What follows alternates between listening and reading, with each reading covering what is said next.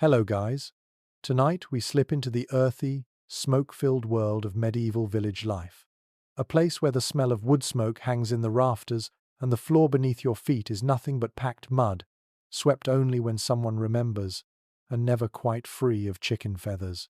You stand in a one-room hut, dim candlelight dancing over crooked beams, the air carrying both the scent of the evening stew and something a little more human. The straw bed in the corner is lumpy and shared.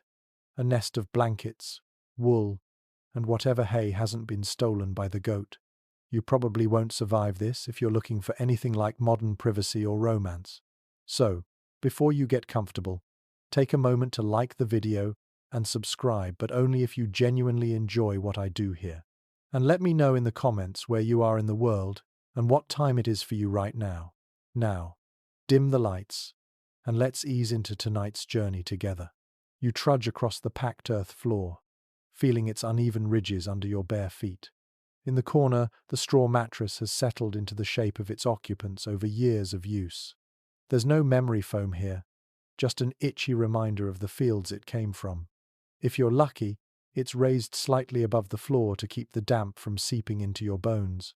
If you're unlucky, you share it with the family chicken until she finds a warmer spot.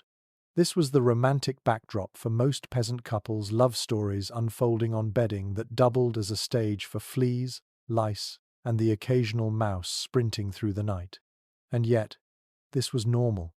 In fact, historians still argue whether peasants even thought of the bed as a purely private space or simply an extension of the day's chores. Your intimacy is not something to be hidden in the architectural sense because there's nowhere to hide it. That same mattress is where you give birth, nurse your child, recover from sickness, and yes, try to enjoy a little closeness with your partner. Privacy, in this world, is less about space and more about timing. By the faint light of the hearth, you might imagine trying to create some atmosphere, but atmosphere in a medieval hut comes with smoke curling into your eyes because the chimney is just a hole in the roof. The warmth is pleasant, though especially in winter, so you put up with the sting and the cough. This was romance, as dictated by survival. The floor isn't swept to impress anyone. It's kept clear so you don't trip over a stool on your way to the bed. You might even have to nudge the family dog or sheep out of the way before you crawl under the woolen blankets. The mainstream historical fact is this. Most medieval peasants lived in single-room homes where all domestic life happened in one shared space. Archaeological digs of peasant cottages reveal that sleeping quarters were often just one part of a multi-use room, with animals sometimes quartered under the same roof for warmth. That means the soundtrack of your love life might include the bleat of a goat or the clink of a cow's tether chain. Now here's the quirky part. Some couples actually found this comforting. The familiar noises, the closeness of both humans and animals, the steady rhythm of breathing in the dark, all created a sense of shared life that was as romantic as a candlelit dinner in their own cultural context. If you squint hard enough, you could say a medieval peasant's idea of intimacy was a community affair, though hopefully without the literal involvement of the neighbors. Still, there were little tricks to make the space feel more private. You might hang a rough linen curtain from a beam to create a small sleeping alcove. You might scatter aromatic herbs in the straw to keep away pests and add a pleasant scent. Imagine tucking sprigs of lavender into the bedding, not for Instagram aesthetics, but because otherwise the smell of the bedding might drive you away before your partner could get anywhere near romantic conversation. And remember, there's no evening stroll to the cinema, no dinner at a candlelit restaurant. The entire courtship, marriage, and family life revolve around the same square few meters. That means your bedroom talk happens next to a cauldron of stew and under the gaze of saints' icons hanging crookedly on the wall. It's humble, yes, but also deeply practical. Historians still argue whether peasants actually considered intimacy as separate from the rest of their domestic life, or if it was simply another necessary act, like kneading bread or patching clothes.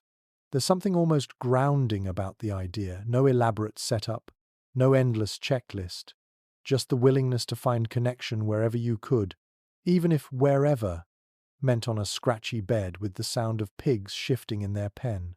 The packed earth floor beneath your feet holds the day's history.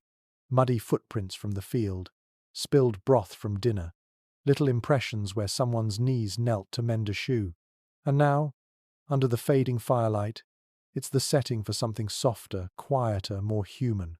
You shift the blankets, settle onto the straw, and accept that romance here isn't about setting the scene, it's about finding it, no matter how much dirt is on the floor. You wake to the smell of hay and the low shuffle of animals outside, the roosters having long since decided that dawn was whenever they felt like it. You step out into the chill, pulling your rough wool cloak around your shoulders, and the first thing you notice is the barn, your village's social hub for the young and the hopeful. Courtship here is nothing like the painted serenades of nobles. Instead, it's bound to the rhythms of work, and work is everywhere. You've been watching the way a certain someone carries the water buckets, the easy swing in their step, the way they toss their hair back when it gets in their eyes. In a medieval peasant's world, flirting happens between tasks. You lift a sack of grain together, you share a drink from the same ladle, and maybe if the moment feels right, you linger a second longer than needed when passing it back. The barn isn't just a shelter for oxen, it's a stage for subtle exchanges. The mainstream historical fact here is that rural courtship often revolved around shared labor. Harvesting, threshing, milking, these were opportunities for young men and women to be in each other's company, without breaking the strict boundaries of community oversight. Many villages treated work gatherings as safe spaces where courtship could bloom without raising suspicion. It sounds wholesome enough, but the undercurrent of possibility was always there. And here's the quirky bit. Some communities had playful work games, designed specifically to allow a bit of touching under the guise of labor. Imagine a hay bundling contest where pairs had to tie and stack together, ending up laughing, tangled in stalks, and brushing against each other, by accident. It wasn't just fun, it was a sanctioned loophole in the social code. You lean your pitchfork against the wall and watch as a couple near the feed trough seems to take forever adjusting a rope on the ox's harness. The older women mutter that they're wasting time. The younger ones pretend not to notice, though they glance often. You can feel the barn as a living organism, its timbers absorbing the rustle of straw and the soft conspiratorial laughter of its occupants. Historians still argue whether such spaces were intentionally left unsupervised to encourage marriages, or if the lack of oversight was simply a byproduct of necessity after all. Someone had to work the fields while others handled the animals. Either way, barns became neutral zones where social rules bent just enough to allow for possibility. If you're looking for privacy, you might slip into the hayloft under the pretense of fetching more straw. The ladder creaks. Your boots stir up dust motes that glitter in the shafts of sunlight, and you emerge into a space smelling sweetly of dried grass. From here you can look down on the whole barn, invisible unless someone cranes their neck. It's not exactly soundproof, but it's removed enough to feel daring. There's a particular romance in the barn's sensory palette, the warmth radiating from the cows, the muffled stamping of hooves, the faint trickle of water in the trough, and the rich, earthy scent that clings to your clothes after. To a modern nose it might not seem ideal, but to a medieval peasant it's comfort, abundance, and life itself. Sharing that space with someone you fancy is almost an unspoken vow. I am part of your work, your days, your future. You shift a pile of straw and find an old wooden comb someone must have left behind, a small, intimate object in such a public place. You imagine its owner fixing their hair before stepping out to meet their sweetheart. These little tokens are scattered throughout the barn like breadcrumbs in a story, hinting at the private narratives woven through the day's labor. And perhaps tonight, when the animals are fed and the tools are stored, someone will suggest checking the harnesses just one more time. You'll follow, pretending you don't know exactly what they mean, and the barn will settle around you like a conspirator, holding its breath until you leave. You sit up on the edge of the bed you share with most of your household and stretch, your breath clouding faintly in the cool morning air.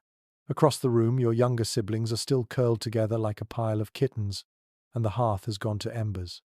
Outside, the mist hangs low, and through it you can hear the distant toll of the church bell. Another reminder that life here moves to rhythms far older than you. Today is market day, but before you get anywhere near the stalls, you're going to witness a little tradition that's equal parts awkward and strangely charming. The one-room home isn't just where you sleep and eat, it's also the stage for one of the more public parts of private life. The bedding ceremony. Imagine this happens when a couple is newly married, and the entire community decides it's their business to see the first night off properly.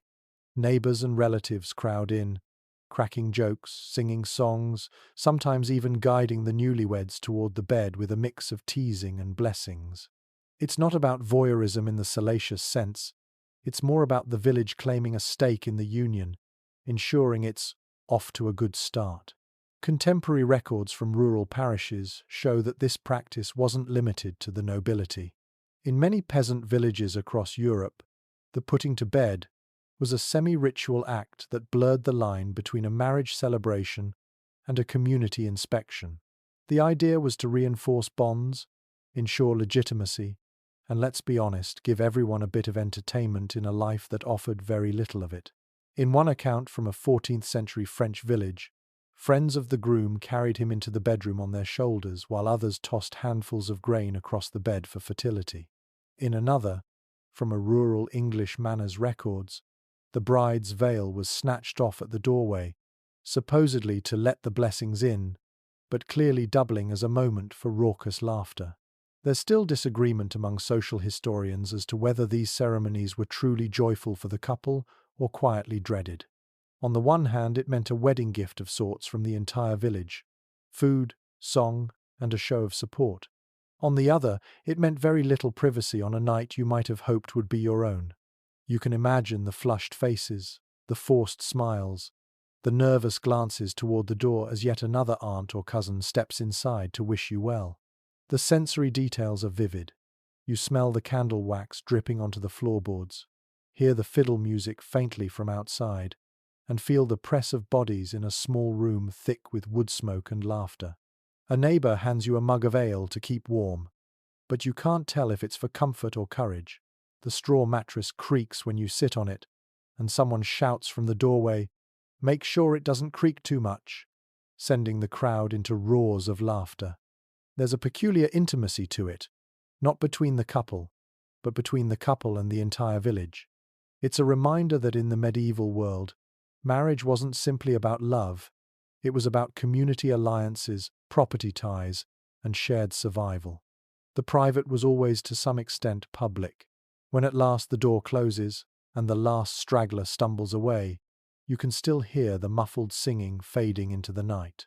The hearth glows faintly, the blankets are warm from the press of bodies, and you're left in that curious medieval blend of romance and ritual, where your first night together comes preloaded with both blessing and burden.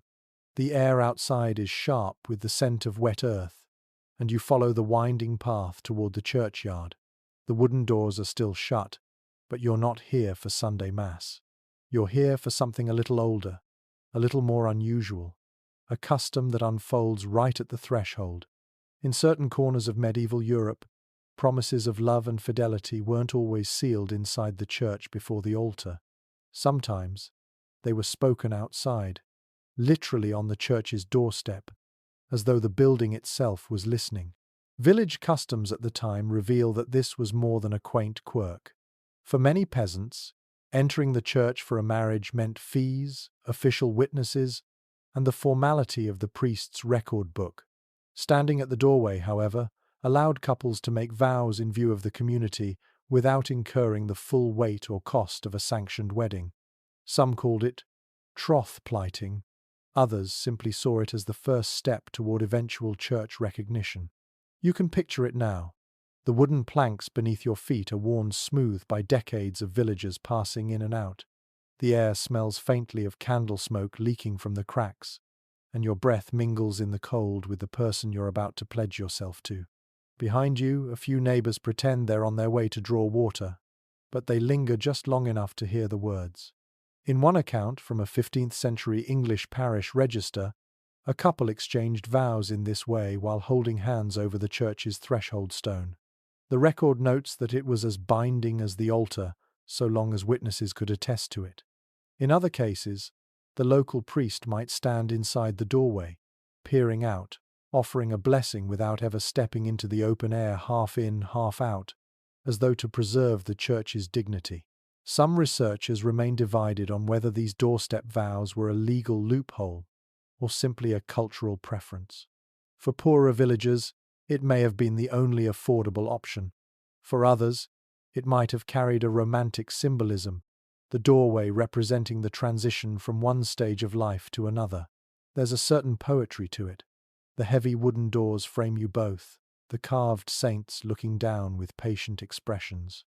Your hands are rough from work, but they're steady as you speak the words you've decided on. Words that feel both old and entirely your own. A gust of wind rattles the latch, almost as if the church itself is giving its approval or warning. And afterward, there's no fanfare, no feasting tables, no hired musicians. You might share a hunk of bread on the walk back to your cottage, or stop to greet friends who ask if it's official now. In your heart it is.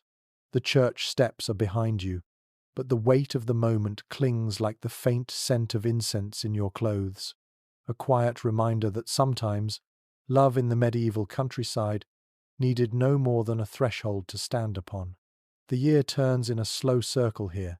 The sky shifts its hue, the fields change their scent, and with each season comes a different tempo of village life.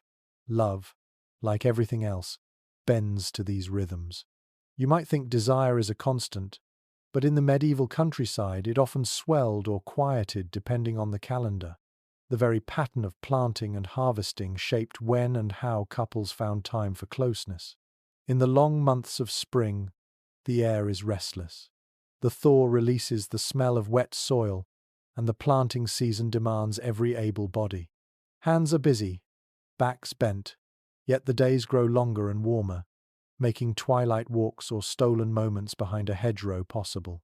For some, spring was the soft beginning of courtship, when the future felt as open as the furrowed fields. But come late summer, the urgency changes. The harvest looms like a king who demands everything from his people. It's well documented that during the harvest, even married couples saw each other less in private.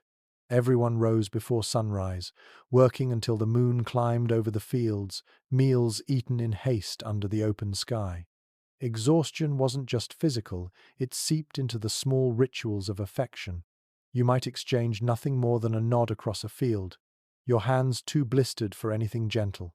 Still, there was a strange intimacy in the shared labor, a kind of wordless bond, reinforced with each sheaf tied and each basket carried.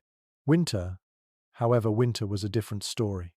The days were short, the fields lay dormant, and the hearth became the center of life. Couples found themselves indoors far more often, pressed together against the cold, their breath mingling in the shadows.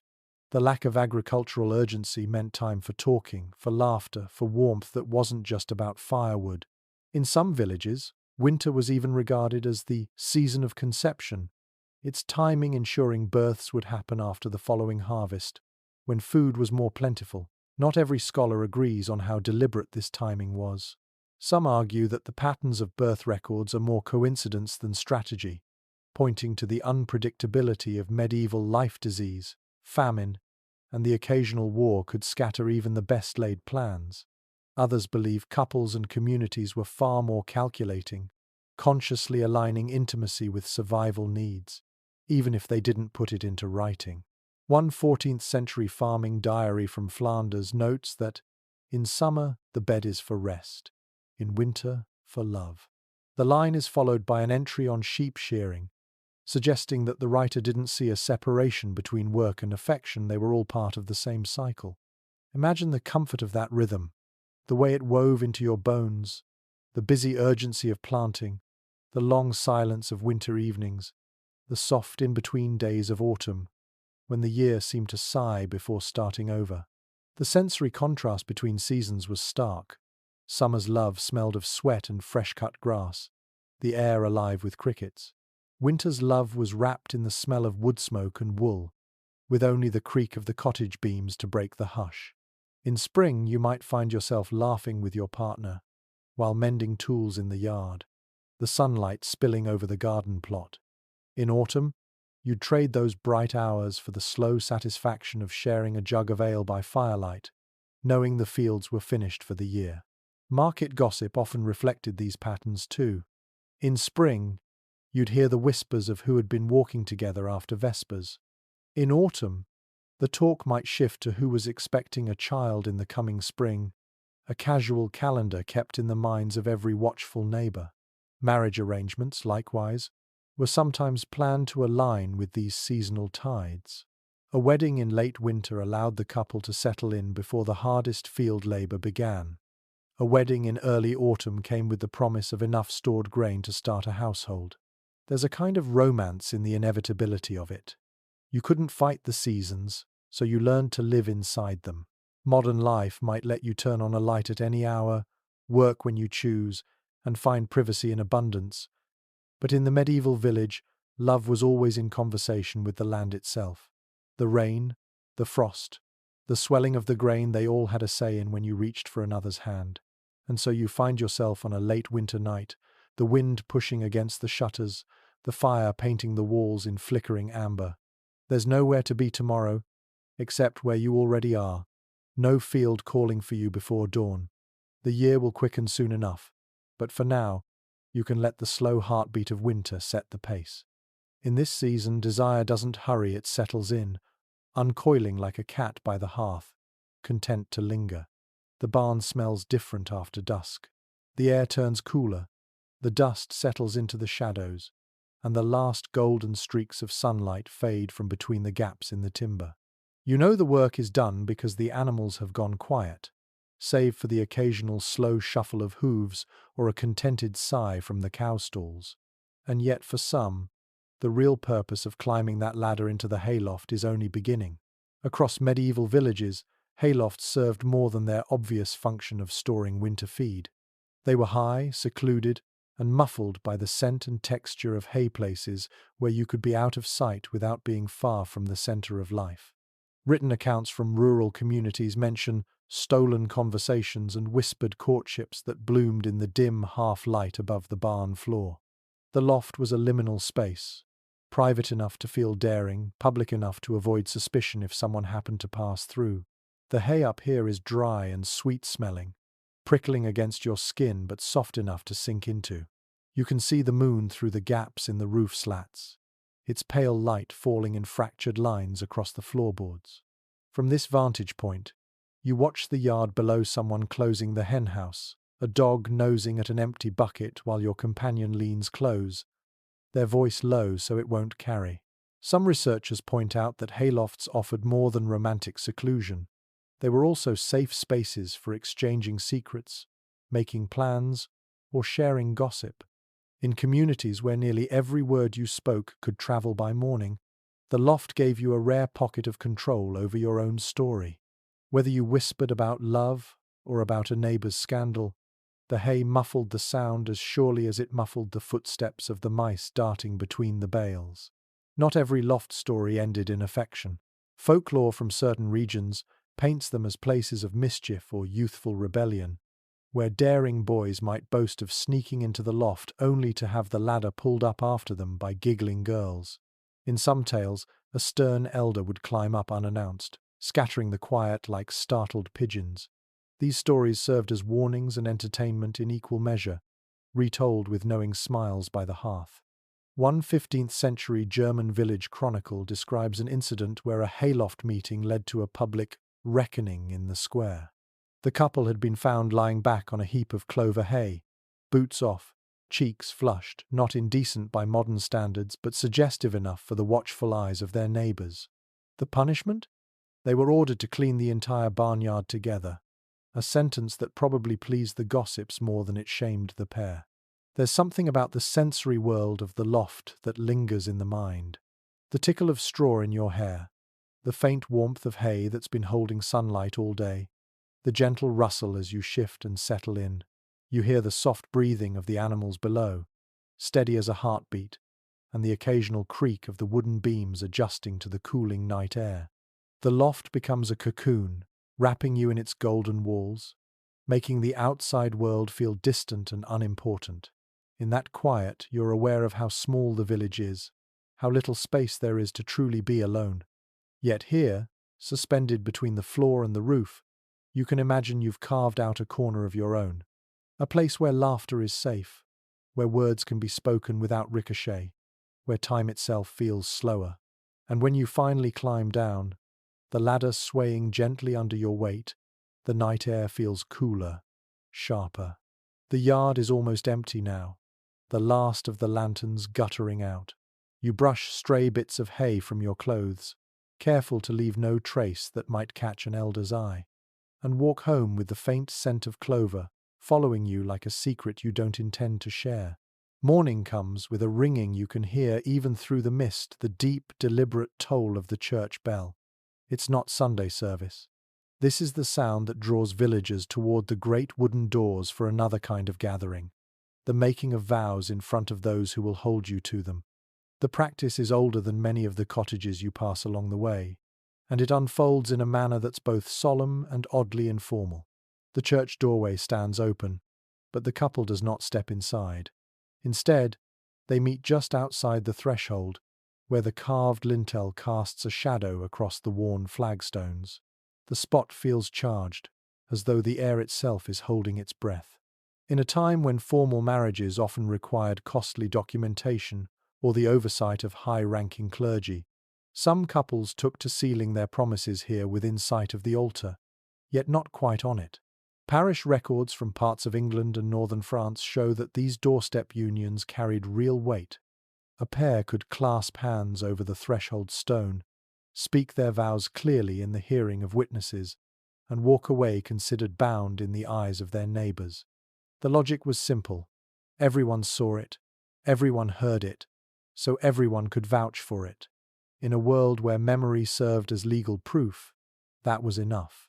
The sensory details are vivid even centuries later. The air smells of old oak and damp stone, the morning light filtering through stained glass to spill faint colours on the ground.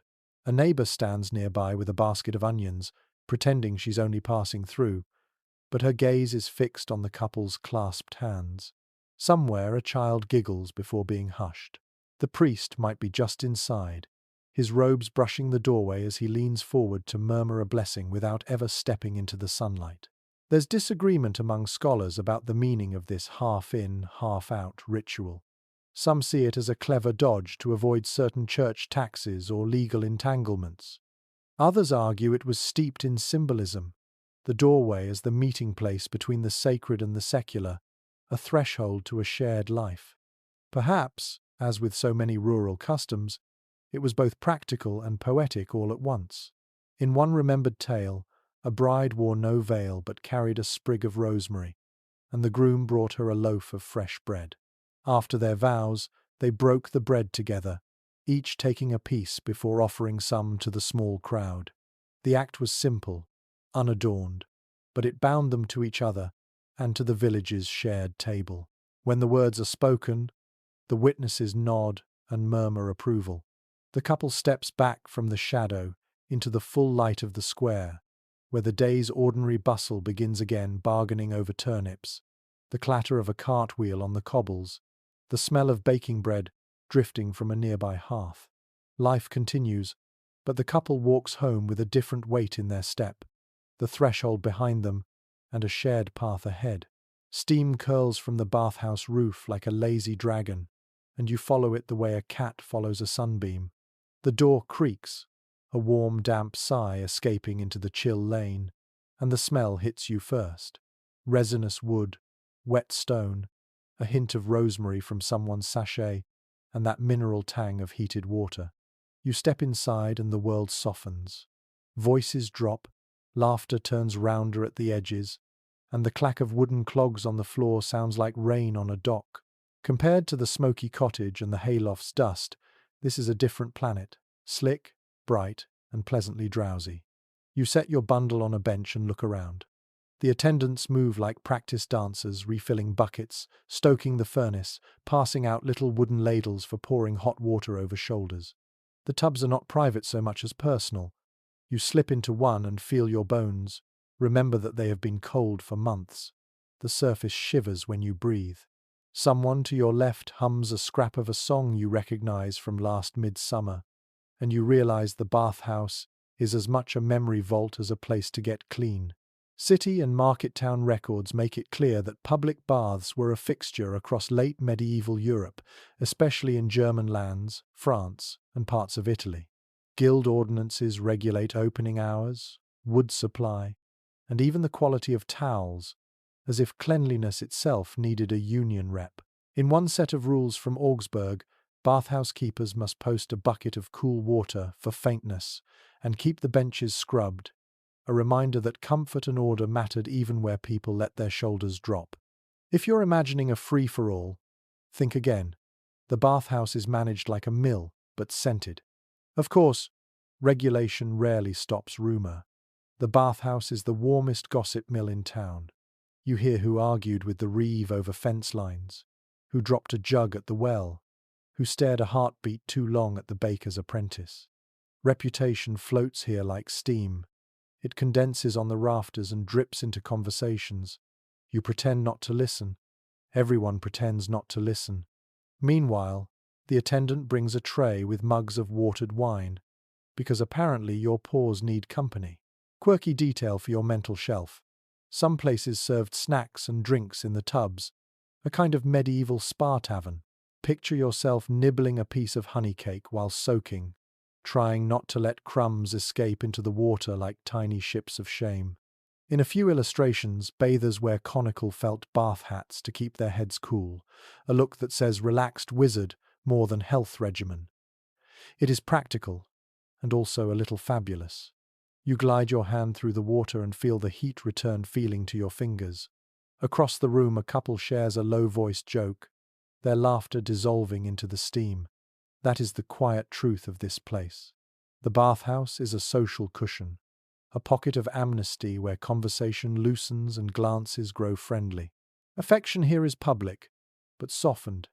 People sit shoulder to shoulder, passing the ladle, offering a towel, complimenting each other's rosemary sachets with a sincerity that might be flirtation or might just be gratitude. Scholars are still split on how mixed these spaces typically were.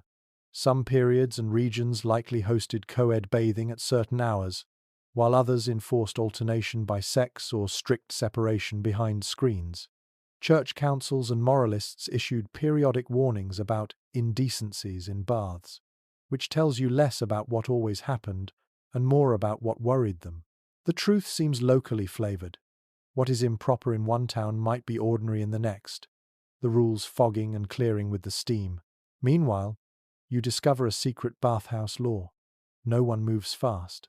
The heat slows you down, turns your thoughts to syrup, and even the snarkiest neighbor becomes a mellow reed in the warm current.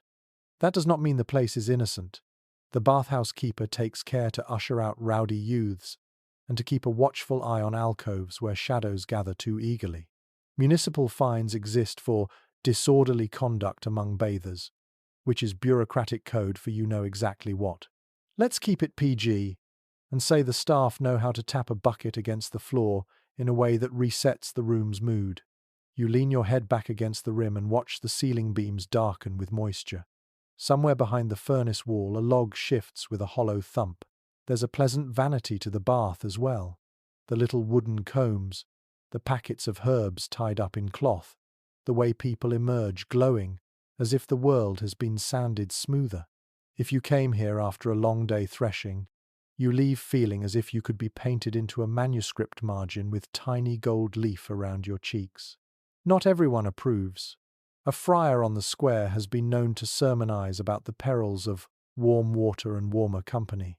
And after waves of plague, some towns curtailed bathing, or at least the sociable kind. The rationale shifts. Sometimes hygiene is praised, sometimes feared, but the bathhouse persists like a stubborn spring. When restrictions arrive, the village mutters and adapts, shifting to private tubs in back rooms or to riverside washing when the weather permits. The steam belongs to people, and people are inventive. You strike up a conversation with the woman in the next tub. She tells you how her cousin met her husband here after he offered her the better ladle and a seat closer to the furnace, which might be the most practical romance you've heard all year. You both snort softly at that, causing a tiny tidal wave that laps the rim. Light joke number 1. You note that nothing says I care about you like upgrading someone's ladle. Light joke number 2 arrives when an attendant scolds a boy for cannonballing into a tub, which is apparently not a sanctioned medieval swim move.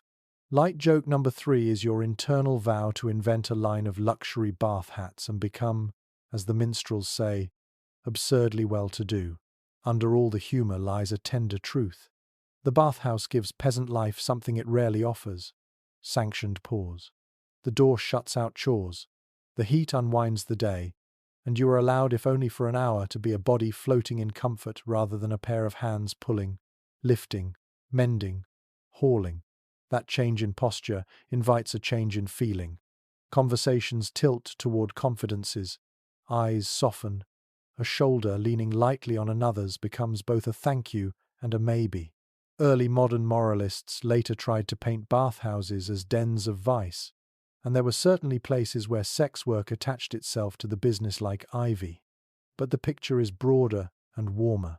Many bathhouses were family enterprises, their ledgers full of wood deliveries and towel laundering, their rooms busy with elders, children, and labourers seeking heat and quiet. If temptation rises with the steam, so too does kindness. The truth you carry out with your towel is complicated and humane. When you finally climb from the water, your skin feels new, your hair smells faintly of herbs, and the evening air outside has the texture of silk. You step into the lane with slow feet, the world a little fuzzed at the edges in the nicest way. The bathhouse door closes behind you with the soft thunk of a satisfied book. Tomorrow's chores will return with their sharp elbows, but tonight your body remembers softness, and so does your heart. You tuck that memory away like a warm pebble, small enough to carry, heavy enough to matter. The village green looks almost ordinary by day, patches of grass worn thin by passing feet, a few benches weathered into silver grey, chickens pecking in the dust. But tonight, it's transformed. Torches flicker around a tall wooden pole wrapped in fresh greenery and bright ribbons. Drums thump in an unhurried heartbeat, and the air smells of wood smoke, crushed grass, and something sweet baking in a nearby oven. The maypole dance is about to begin, and with it, a night that toes the line between tradition and temptation. May festivals in medieval Europe were a curious blend of sacred and unruly. Chroniclers note that they often coincided with religious feast days, yet the tone leaned more toward revelry than piety. The pole itself, stripped of bark and dressed in ribbons, became a magnet for music, laughter, and rituals steeped in fertility symbolism. Some towns even placed it near the church, as if daring the sacred to look the other way. Others set it in a meadow or green space beyond the walls, giving the celebration a freer edge. A 15th century account from the Low Countries describes the maypole dance as a weaving of bodies as much as ribbons, pairs stepping in and out, circling and crossing paths until the pole was dressed in a braid of colour. The participants weren't randomly chosen. Glances exchanged earlier in the day determined who danced with whom. A hand lingering a fraction longer on the ribbon was sometimes all the signal needed to arrange a meeting after dark. The soundscape is layered, drums low and steady, flutes darting between the beats, the occasional call from someone offering mugs of spiced ale. The ribbons snap softly in the breeze, and when the dancers pass near, you catch the scent of crushed flowers woven into hair. If you stand at the edge of the circle, you can watch alliances form and dissolve in the space of a song. Scholars debate whether these dances were primarily about matchmaking or about reinforcing community ties. Some argue that they offered sanctioned opportunities for flirtation under the watchful eye of the village, while others suggest the focus was on collective joy, with romantic pairings as a byproduct. Either way, the energy was unmistakable, an undercurrent that made the air feel lighter, the night more elastic. Quirky customs emerged from region to region. In some English villages, the maypole wasn't just for dancing, it was climbed by daring young men competing for small prizes tied to the top. In certain alpine regions, a bachelor might plant a decorated pole outside a woman's home as a declaration of interest. In both cases, the gesture mixed bravado with a hint of public claim, and the resulting gossip could fuel the next week's market chatter. From where you stand, the dance is hypnotic. Feet kick up dust in perfect counterpoint to the ribbons winding tighter around the pole. There's a rhythm to the weaving, and when the music shifts, the dancers reverse, unwinding what they've made, a quiet reminder that connections can loosen as easily as they form. You feel your own body swaying in time, even if you never touch a ribbon. The night deepens. Lanterns swing from posts, casting warm puddles of light across the grass. The music softens, replaced by scattered conversations and laughter that carries across the green. Somewhere in the shadows, a few pairs drift away, disappearing into the lanes that spiderweb out from the village heart. No one pretends not to notice, but no one comments either. It's part of the rhythm, as natural as the weaving and unweaving of ribbons. And when the last drumbeat fades, the maypole stands alone, dressed in its tangle of colours. Tomorrow, it will be just a pole again, a tall stick in the ground, with ribbons fluttering in the daylight. But tonight, it was a magnet for movement and glances, a reminder that even in the most tightly bound community, there's always a thread or two left loose, waiting to be picked up when the music plays again. The bed smells faintly of smoke and wool, but tonight it also holds something less tangible, luck, or so you've been told. Earlier in the day, you noticed your partner slipping away from the hearth and returning with an oddly lumpy pillow. Now, as you pull back the blanket, you feel it, a bundle tucked beneath the sheets, small enough to hide in a closed fist but heavy with meaning. In the medieval countryside, superstition wrapped itself around intimacy like ivy, and one of its strangest tendrils was the habit of placing charms in the bed to protect or enhance fertility. Archaeological digs in rural homes have uncovered tiny pouches, knotted cords, and even small carved tokens hidden near sleeping areas. These weren't decorative. They were working tools of folk belief, intended to ward off illness, bad luck, or an evil eye that might harm the couple's chances of conceiving. Some were stitched with symbols, others filled with herbs like rosemary, rue, or pennyroyal plants, thought to have power over the body in ways both protective and persuasive. Written notes from 14th century herbalists make it clear that these practices sat somewhere between medicine and magic. A sprig of vervain tied with red thread might be prescribed to encourage the seed to quicken, while certain stones were kept to turn away barren winds. The language is both poetic and opaque, which probably suited the people using it. Mystery was part of the charm's power. One story from an English village tells of a bride who slipped a coin minted in her birth year under the mattress to ensure that her own fortune would grow in the new household. In another, from the hills of Bohemia, couples placed a length of braided hair beneath their pillow, binding their lives together in a literal thread. These tokens were sometimes left in place for months, even years, renewed only when a birth, a death, or a sudden turn in luck demanded it. There's no consensus among historians about how much faith people placed in these objects versus the comfort they provided. Some argue that charms were primarily psychological small assurances in a world without much control over health or fate. Others see them as deeply spiritual, woven into a worldview where unseen forces shaped every aspect of life. Either way, the act of placing something under the sheets before a shared night carried an undeniable intimacy, a wordless message between two people. I want this to be safe, to be good, to last. The sensory side of the ritual was as important as the object itself. Imagine slipping into bed and catching the faint, peppery scent of crushed rue, or the sweet, grassy perfume of chamomile. The knot of thread might press lightly against your hand, reminding you it's there even in the dark. And if the bed creaked unexpectedly, perhaps you'd glance at each other and whisper a joke about the charm already working. Not all tokens were benevolent. In some cautionary tales, charms were planted by jealous rivals to sour a relationship. A knotted cord with 9 twists, hidden deep in the straw, might be blamed for sudden quarrels or a run of bad harvests. Such objects, once found, were sometimes burned in the hearth with prayers muttered under breath insurance against whatever unseen ill they carried. The practice even seeped into local law.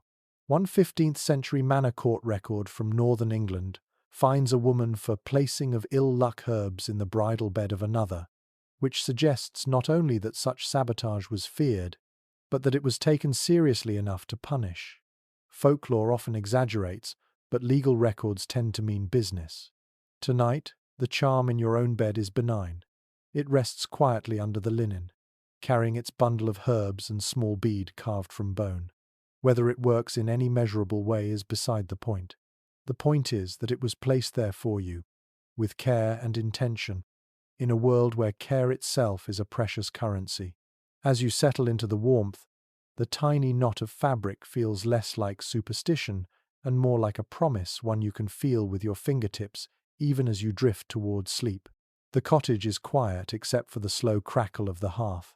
Outside, the night deepens, and you know that before long, the household will sink into the peculiar rhythm of sleeping in shifts.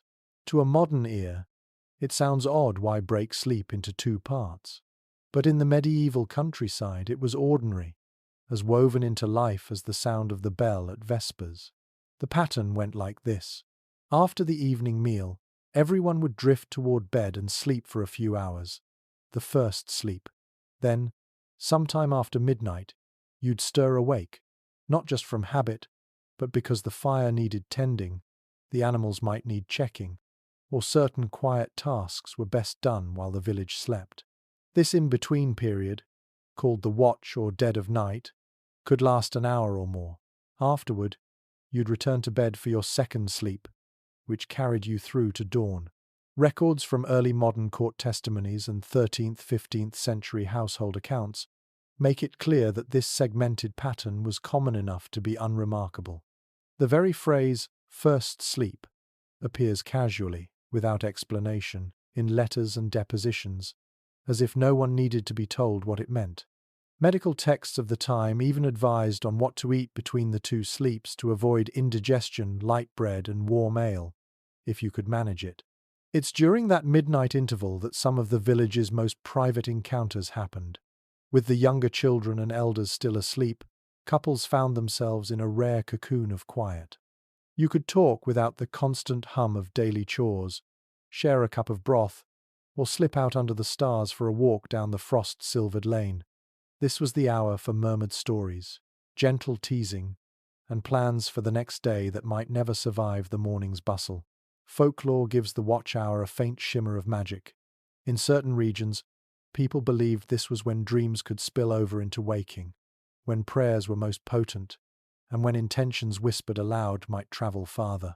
For couples, that lent the time a subtle charge, as if anything shared in the dark might be more binding. Some scholars suggest that this pattern also served practical needs. In households where space was scarce, waking in the middle of the night allowed for a rearranging of sleepers, a check on infants, or a rotation of who got the warmest spot by the fire. Others point to the agricultural calendar during lambing season, for example.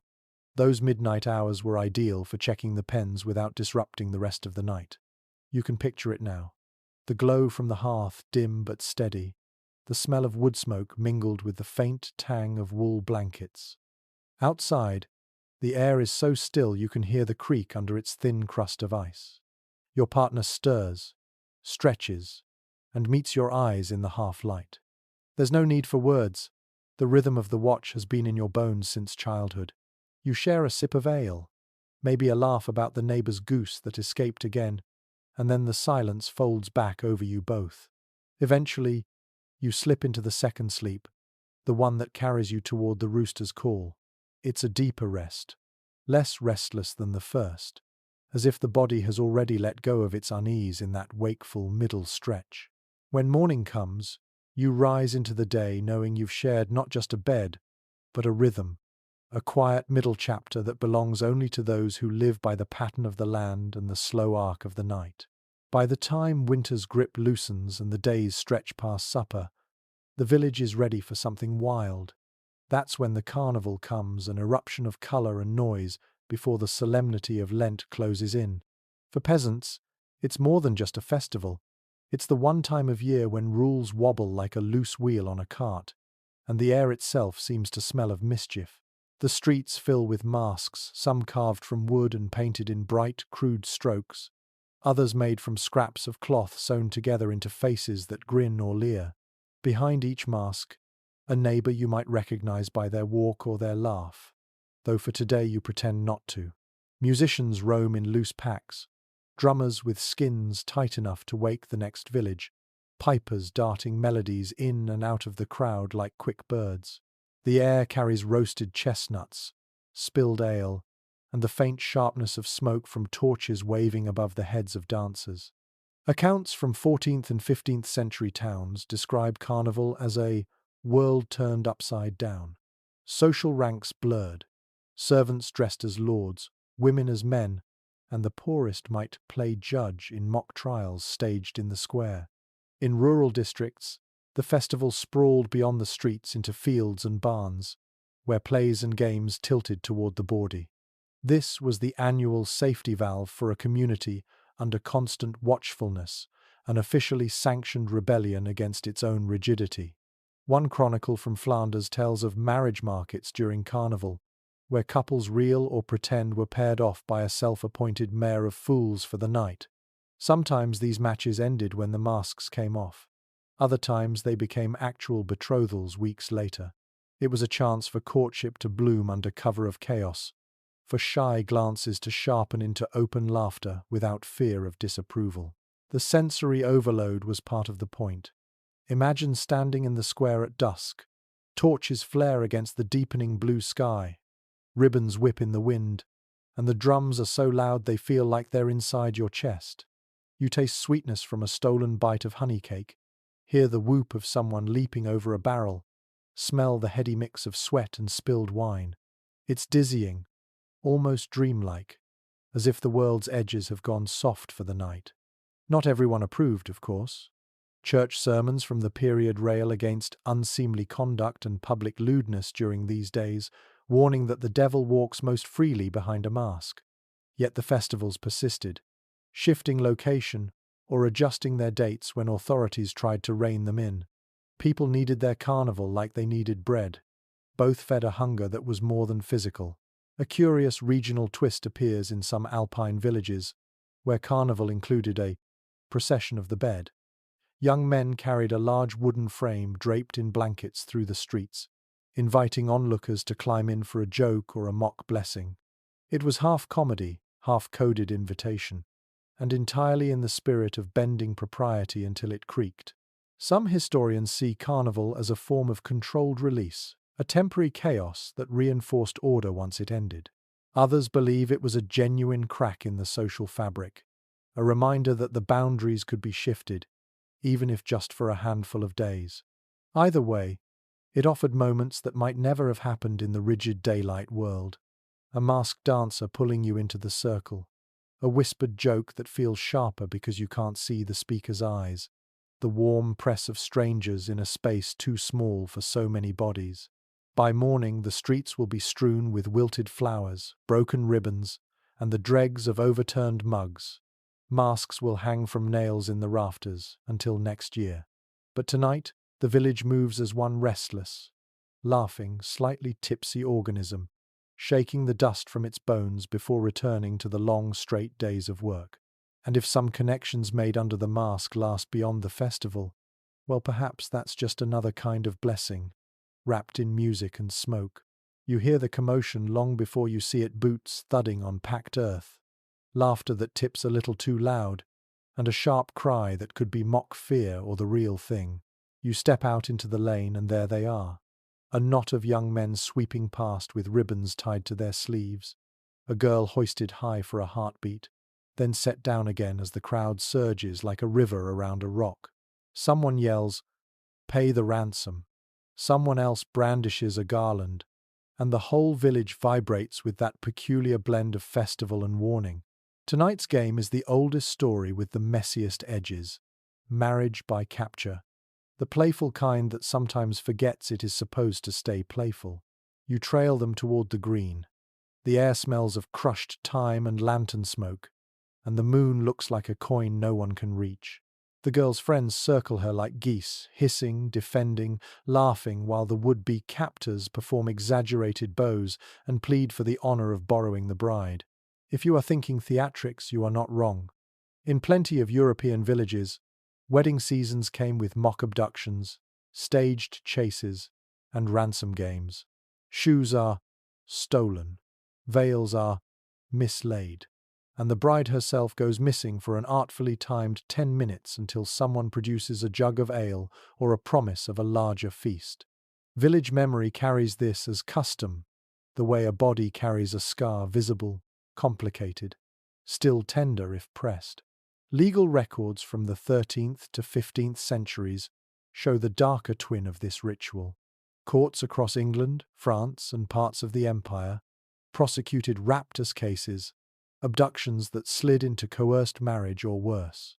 Church law after the 12th century made consent central to a valid union, and ecclesiastical courts could nullify marriages when that consent was absent. In the ink of those ledgers you can hear the other sound beneath tonight's drumbeat, the one no one wants to let drown out the music. The page is clear. Sometimes the game stopped being a game. But here, right now, the village insists on the festive script. A boy in a wreath blows a cracked horn. A cousin lays down the rules. The groom must find the missing bride by riddles shouted from different doorways. You grin despite yourself. Riddle 1 is so bad it should be fined by the manor court. Light joke number 1. You mutter that whoever wrote it owes everyone a new batch of ale for damages to the language. The groom sprints, breath-making little ghosts in the air, while the crowd fans out to hide hints under stools, inside hats, and once, with tremendous ceremony, beneath a sleepy cat.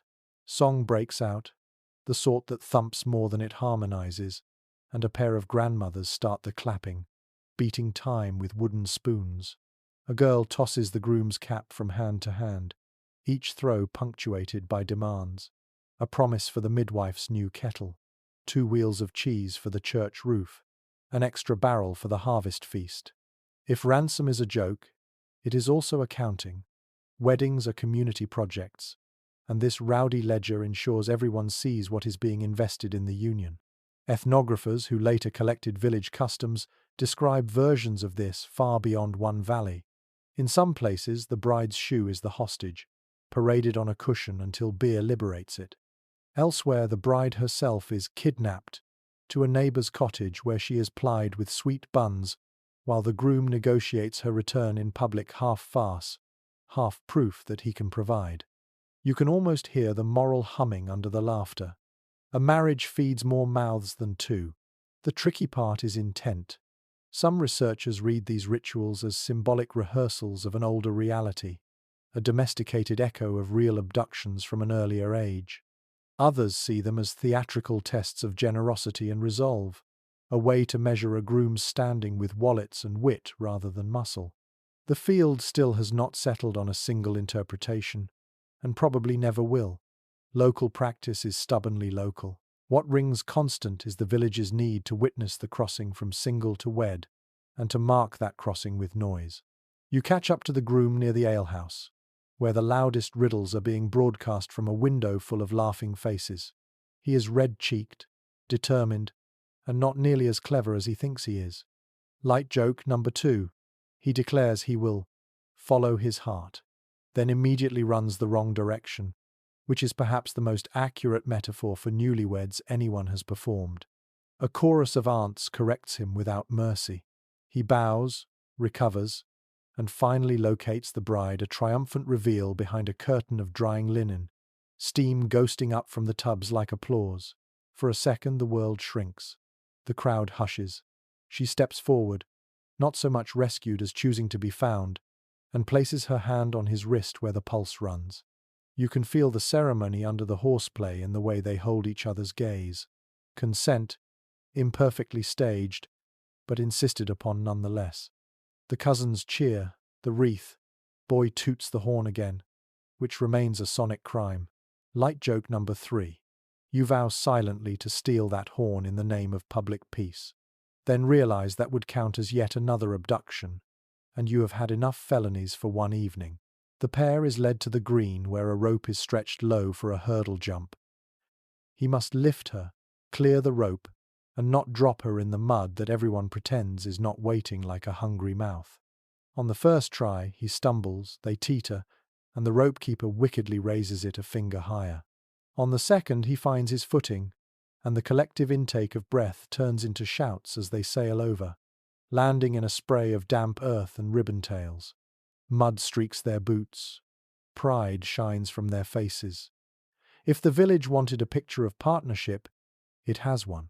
Somewhere between the laughter and the reclaimed shoe, someone slips a sprig of rue into the bride's palm, a quiet apotropaic gesture against envy and ill will. It is a tiny, pungent mercy, a reminder that even amid the jests, protection matters. A jug appears. The rim passes from hand to hand. The ransom has become a toast. The night pushes a little warmer around the circle. Walking home, your thoughts don't quite settle. The theatre has worked its charm. It has also exposed its seam. Custom can blur harm and humour until neither is easy to separate in the dark. Medieval villagers knew that too. That is why there are rules under the noise. Why elders watch the edges. Why the priest is conspicuously visible on the lane, and why the alehouse shutters are left open a hand's width. The ritual insists that a line exists, and that the village, together, keeps it. When the couple finally disappears into the maze of cottages, the green exhales. Ribbons snag in hedges, laughter fades into the smoke of banked hearths, and the moon climbs the last inch to the top of the church roof. What remains on the ground looks like the end of any party's scuffed footprints, a bent garland, the groom's cap rescued from its travels. What remains in the mind is thornier and more precious. The knowledge that union is public, that joy is policed by care, and that the oldest stories need chaperones as well as singers. The alehouse door stands open, spilling lamplight onto the lane and drawing you forward on the scent of malt and smoke. Inside, the room is a patchwork of rough-hewn tables, long benches polished by years of elbows, and low beams that force the tallest patrons to duck as they cross. A pot of something hearty simmers at the hearth, barley broth, maybe, and above it hangs a rack of mugs waiting to be filled. The air is loud with talk and laughter, but underneath it all hums the rhythm of tankards, meeting tables, the heartbeat of every village evening. For all its noise, the alehouse is not chaos. It has its own choreography. Neighbours cluster according to trade, age or temperament. Farmers near the door so they can come and go. Craftsmen closer to the hearth. And at least one table claimed by women who come to trade news under the cover of buying beer to take home. The alewife, sharp-eyed and quick with her ladle, runs the room like a general, making sure no one's cup stays empty long enough to think about leaving. Guild records and manorial accounts confirm that alehouses were essential to medieval rural life, not just for drink but for gathering, bargaining, and hearing the day's unofficial news.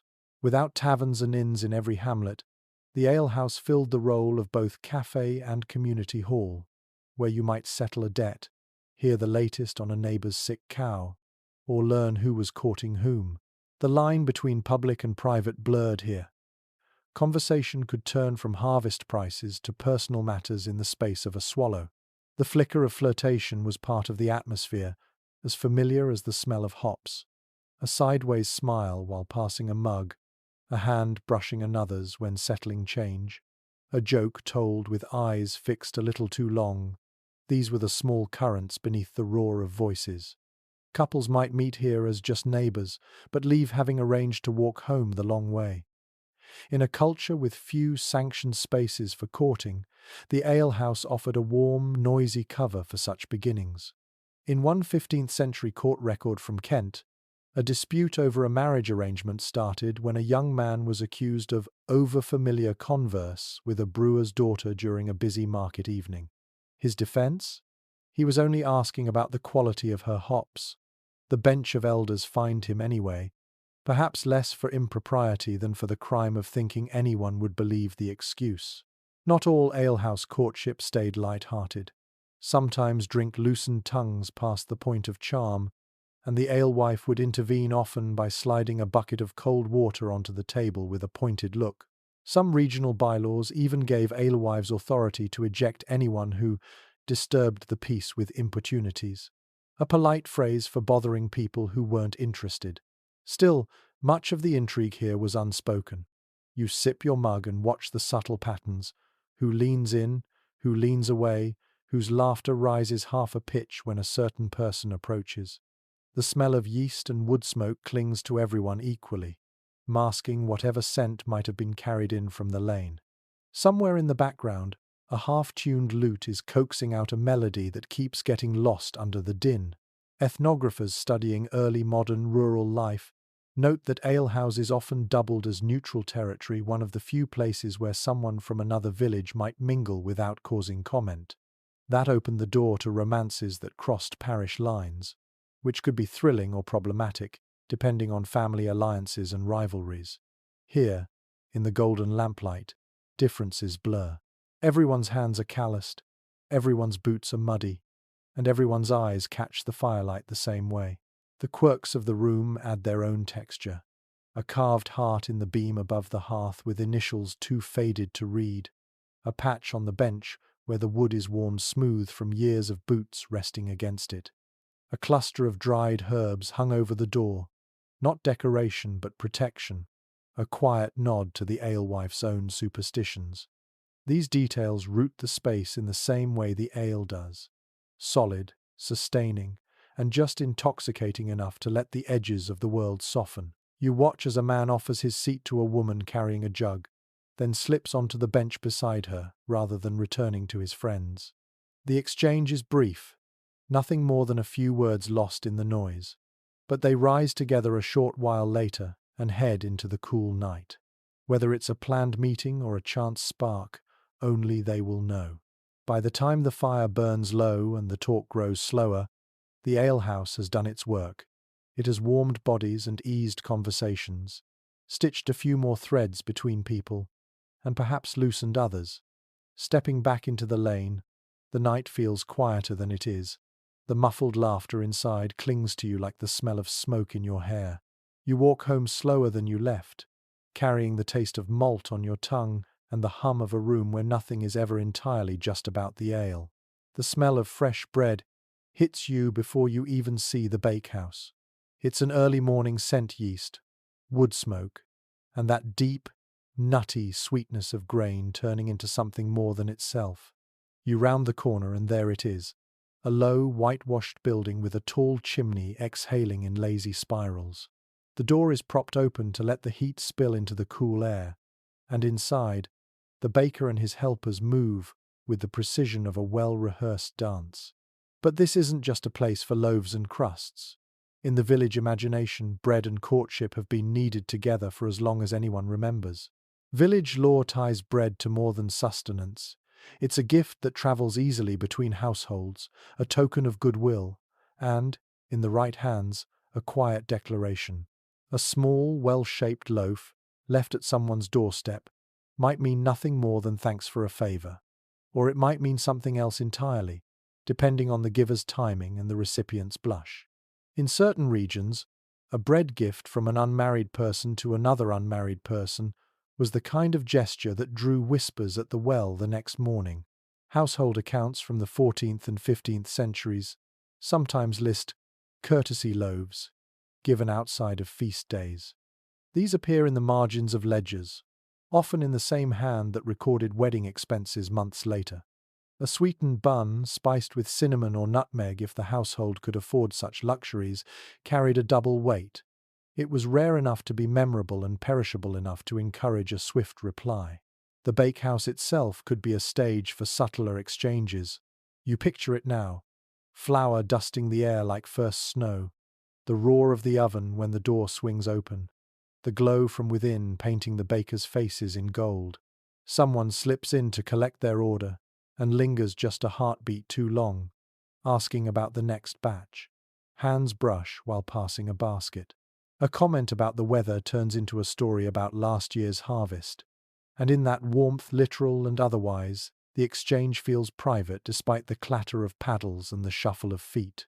One charming account from a Devon village tells of a baker's apprentice who shaped a loaf into the rough outline of a heart, tucking it among the round ones in a basket for a girl who came to buy bread each week.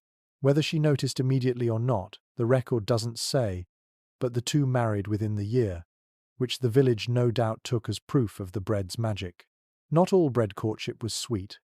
In some places, a poorly made loaf offered in jest was a way of teasing or even testing a potential partner's patience. One folkloric tale warns of a woman who rejected a suitor after he presented her with bread so hard it cracked a bench when dropped.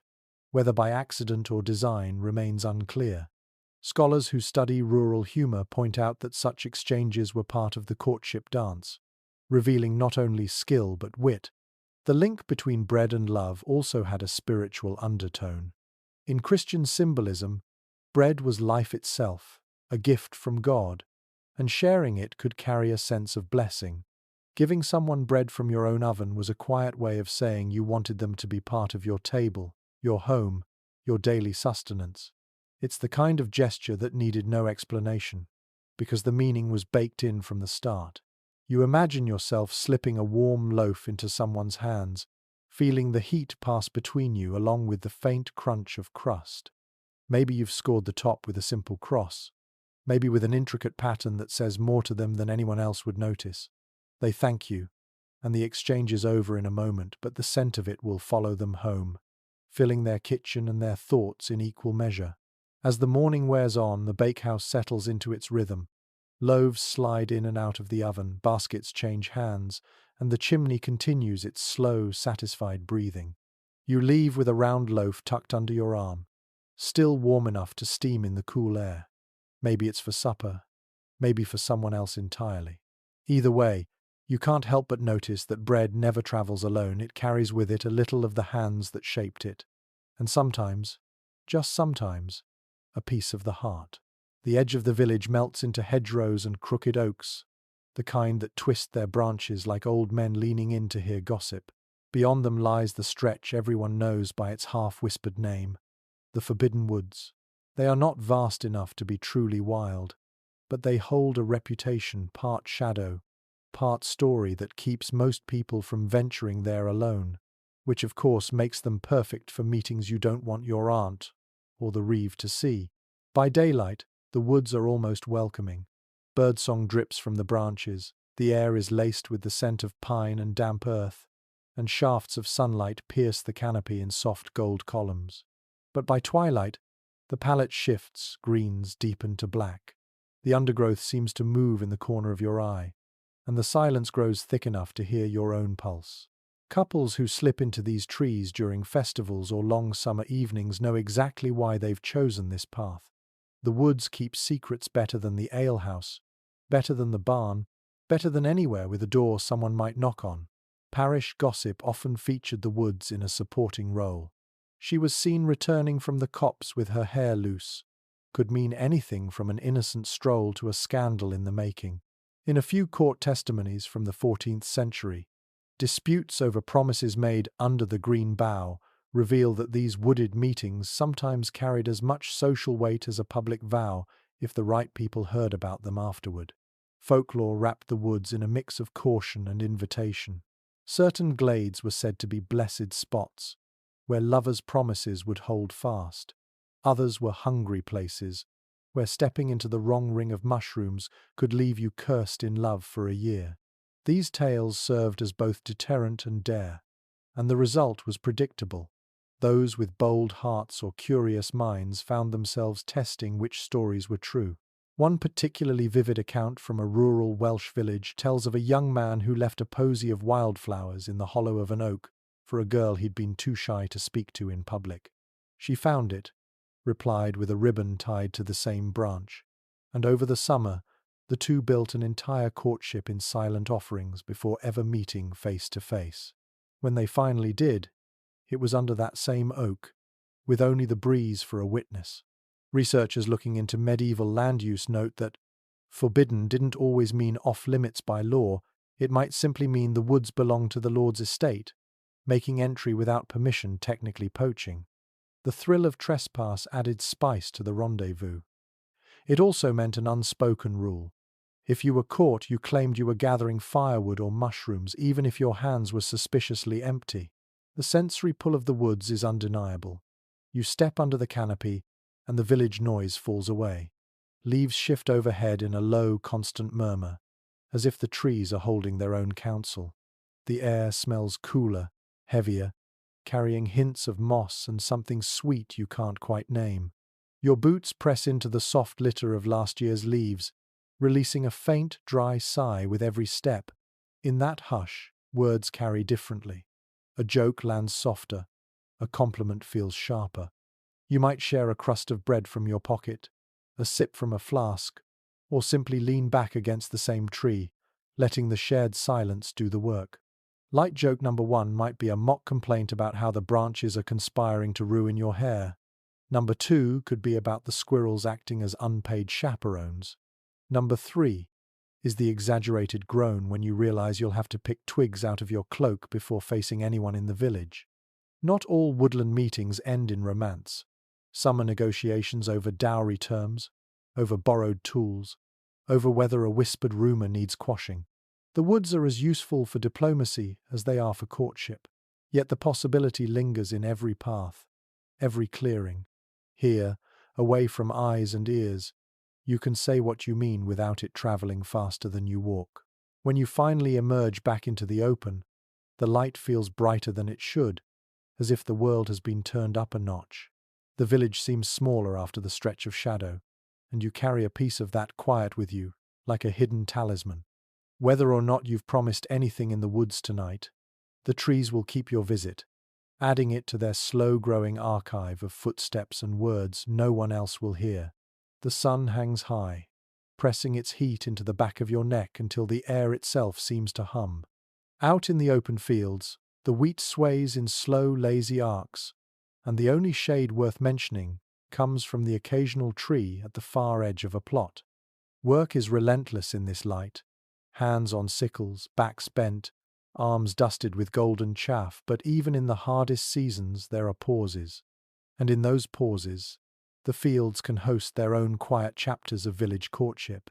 By custom, midday brings a short break. It's not long, just enough to drink, eat, and let the muscles unclench before the second half of the day. Workers gather in loose groups under trees or near hedgerows, sharing bread, cheese, and whatever fruit is in season. But every so often 2 people will wander just far enough to be out of the immediate circle, sitting side by side with their backs to a haystack or lying in the grass watching clouds drift over the sun. The separation is noticed, of course.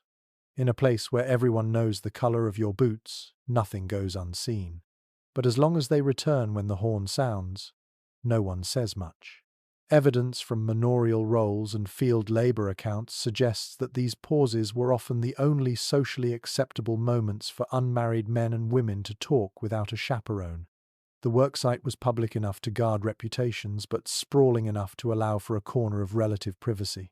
In some regions, it became an unspoken expectation. If you wanted to speak to someone you fancied, you timed it for the midday rest. Folklore, predictably, embroidered the practice. One Devonshire saying warned that a rest too long in the rye means gossip by the fire, while a Bavarian proverb claimed that couples who shared their meal under the same tree would be married within the year. Whether such outcomes were wishful thinking or actual trend is up for debate among folklorists.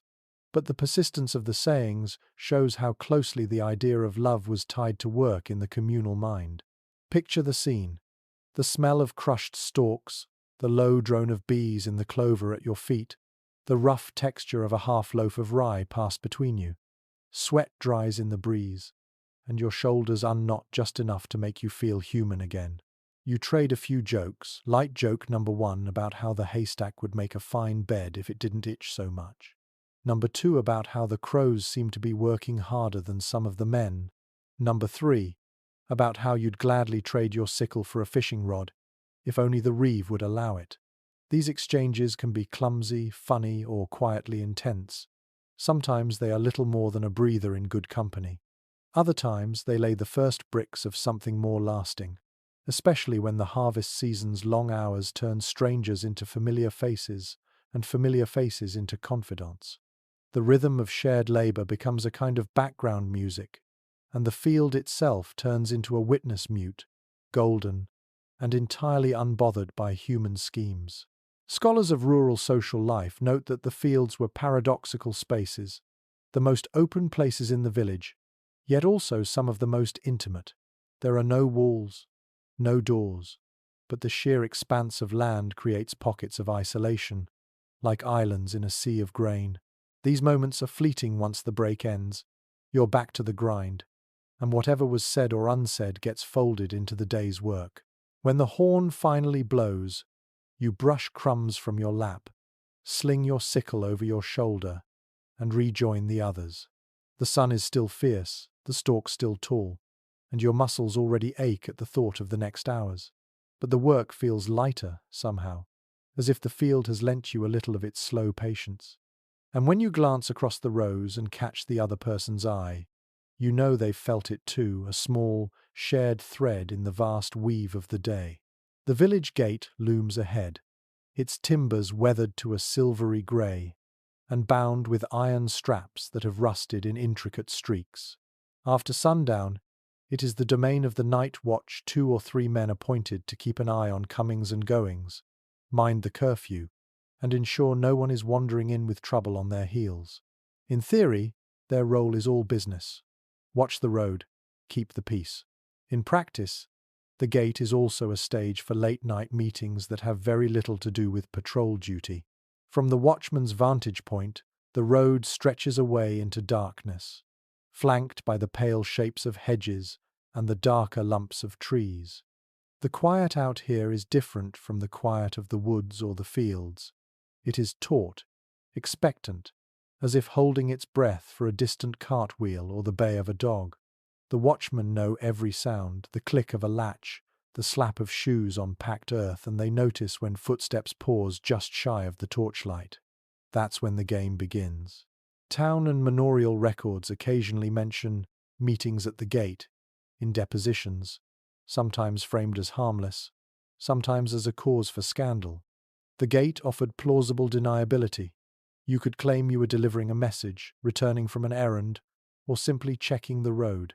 And yet, it was well understood that a softly exchanged word, or the passing of a small parcel, could be the real reason for lingering in the shadow of the arch.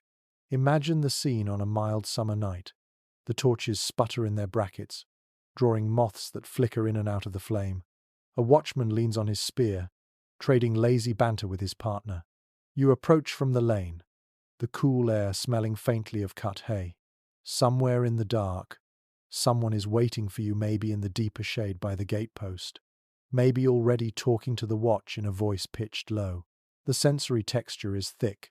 The creak of the gate hinges when the wind nudges them, the crunch of gravel under a shifting foot, the glow of the torch catching on a silver clasp or the curve of a cheek. A meeting here is a mix of caution and thrill. Anyone could walk up at any moment, but the space is too public for anything overt.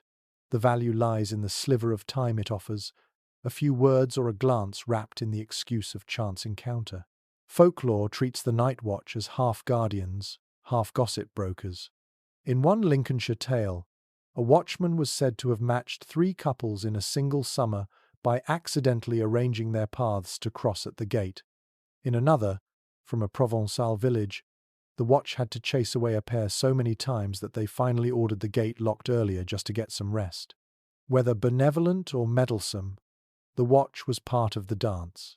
Historians looking at municipal life in small settlements point out that gates were also liminal spaces, thresholds between the safety of home and the uncertainty of the outside.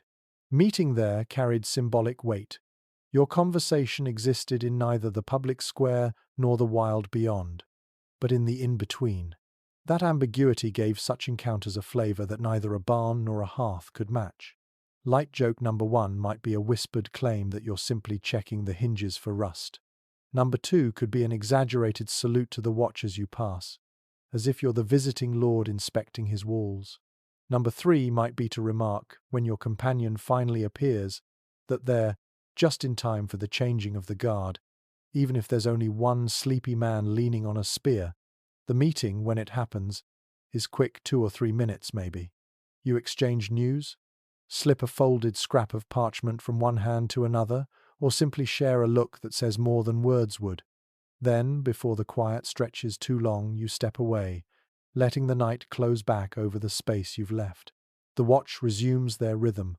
The torch flares once in the breeze, and the gate stands exactly as it did before, unchanged in shape, but holding your moment like a stone holds the memory of the sun. A low table near the hearth is scattered with stems of herbs, some bundled neatly with twine, others lying loose as if they've just been plucked from the garden. The smell in the room is sharp and layered. Rosemary's piney bite, the earthy bitterness of mugwort, the faint sweetness of marjoram.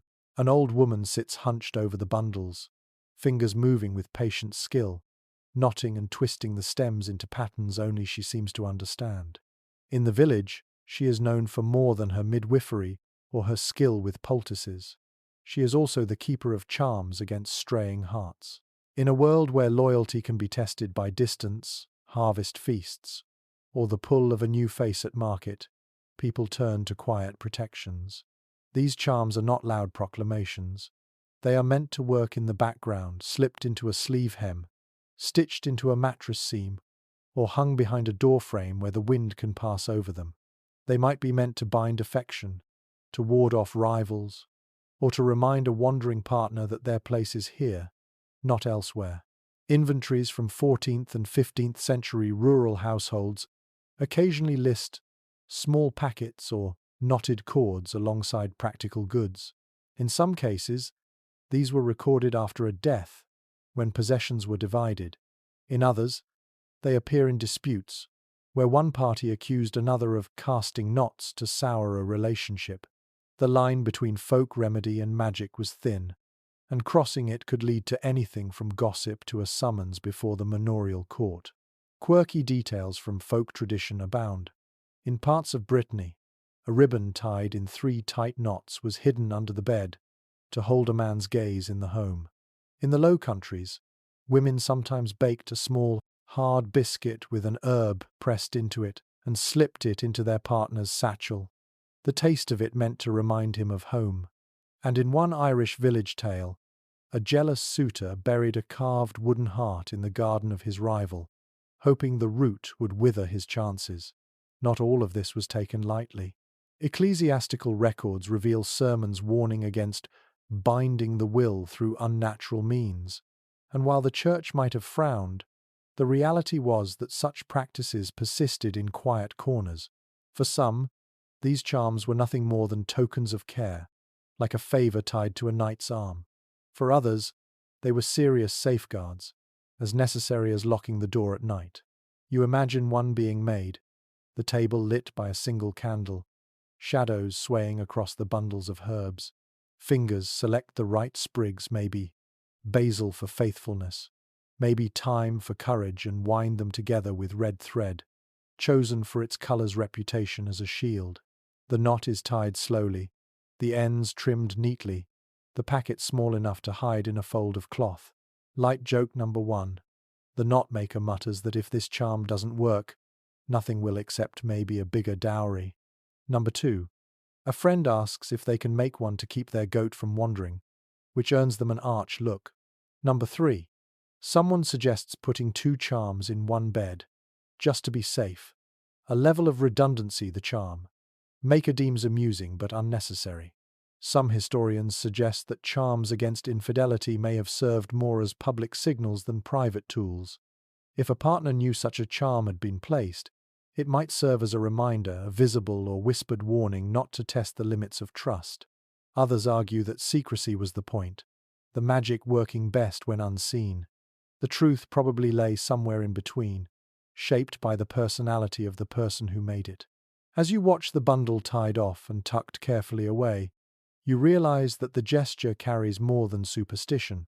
It's a statement of investment time, skill, belief in a bond that is vulnerable simply because it's human. In a village where everyone knows your business and temptation can travel on the same road as the market cart, a charm is as much about reassurance as prevention. You leave the room with the scent of rosemary still clinging to you, wondering if, somewhere in your own bedding, a knot waits quietly, doing its work. The air in the square is busy with voices, but a shift in tone draws your attention, a ripple of laughter from the group near the well, the kind that says something a little daring has just happened. You look closer and see it, a man bending low to brush his lips against a woman's cheek, lingering just long enough to make her blush and the onlookers smirk. In the medieval village, a kiss was not just a kiss, it carried a vocabulary of its own, a set of unspoken rules everyone understood, even if no one could recite them outright. In some regions, a kiss on the cheek was pure courtesy, given as a greeting between kin or close friends. On feast days or at weddings, it could be a public blessing, two people sealing goodwill in front of witnesses, but move that kiss to the lips, and the message shifted sharply. Accounts from 14th and 15th century court depositions make it clear that a mouth-to-mouth kiss between an unmarried man and woman could be cited as evidence of betrothal, especially if it happened in front of others. The act itself wasn't legally binding, but the community's memory often made it so. A handful of civic ordinances even attempted to regulate kissing in public. In certain Italian towns, young couples were fined for immodest display if caught embracing too boldly in the streets. Meanwhile, in parts of northern France, it was considered good manners for a host to greet honored guests with a kiss, though what counted as honored often slid toward desired when no one was looking too closely. There was a courtship strategy in the subtleties. A kiss given during a dance might be brushed off as part of the steps, yet it could be the signal that two people had crossed a threshold. A kiss offered during a churchyard conversation could be framed as a blessing, but in the eyes of village gossip, it might as well have been a wedding announcement. And a kiss stolen at market behind the shelter of a bread stall or beside the noise of a livestock pen could feed speculation for weeks. Folk tradition added its own layers. In some English shires, a kiss under a certain hawthorn tree was said to bind a couple for a year and a day. In a Welsh village tale, two rivals for a woman's affection agreed to settle the matter with a contest of kisses, which, if the storyteller is to be believed, ended with the woman marrying neither, claiming her lips were worn out from the effort. Light joke number 1. Someone says that a peck on the cheek is safe unless it leaves crumbs from the bread you were eating. Number 2. A wry comment that winter kisses last longer because no one wants to pull away from the warmth. Number 3. The observation that in a crowd, it's impossible to tell whether a kiss is meant for you until it happens, and by then, you're committed to it. Scholars of social customs point out that kissing in the medieval world occupied a space between the private and the public. Unlike a whispered word or a hidden letter, a kiss was visible, physical proof of connection, and in a community where reputations were a kind of currency, that visibility mattered. Even the smallest gesture could be replayed in the telling, embroidered with each retelling, until it bore little resemblance to what actually happened. You watch as the woman by the well touches her cheek where the kiss landed, half smiling as she turns back to her bucket. The man steps away, collecting a few approving nods from his companions. The crowd's energy shifts, the moment folded back into the daily noise. But you know it will be remembered tonight by the fire, tomorrow in the weaving shed, next week when someone sees them walking together. A kiss, after all, was never just the meeting of lips. It was a message, one that travelled far beyond the moment it was given. Frost crunches underfoot as you make your way down the narrow lane, breath turning to smoke in the bitter air. In the village, winter is a season that tests both the pantry and the heart. It's the time when woodpiles shrink faster than you'd like, when the roof groans under snow, and when bodies instinctively draw closer, sometimes for warmth, sometimes for something more. Among peasants, the cold months gave rise to an arrangement both practical and quietly romantic, the winter cuddling pact. Not every household could keep a fire blazing day and night. Fuel was costly in labor if not in coin, and warmth was rationed as carefully as grain. In such conditions, sharing a bed was less about propriety and more about survival. Two sets of shoulders under one blanket meant more heat trapped, fewer logs burned, and a better chance of making it through to dawn without waking numb. Married couples had this by default, but unmarried villagers sometimes entered into temporary bed-sharing agreements during the coldest weeks, a kind of seasonal partnership that blurred the lines between convenience and courtship. Manorial court roles occasionally reference these arrangements obliquely, noting fines for keeping house together without bond when a pact was deemed too cozy or lasted beyond winter's end. More often they passed without official notice, so long as both parties returned to their own hearths when the thaw came. In certain alpine villages, there was even a term for it loosely translating to snow spouse, acknowledging that what happened under the quilts in January might be forgotten by May. Folklore gave these pacts their own set of playful rules. A partner who hogged the blankets was said to steal the spring from the other. One who kept their feet cold on purpose to start a tussle was inviting the fox into the den. In some places, a shared cup of warm ale before bed was part of the ritual, the drink laced with honey or herbs to sweeten the night. Whether those herbs were for flavor or for other effects is a matter historians still debate. The sensory world of a winter bed is vivid. The blanket is heavy, woven from coarse wool that smells faintly of lanolin and smoke. Beneath it, you can hear the slow, deep breathing of the person beside you. Feel the heat radiating from their skin into the chill air between you.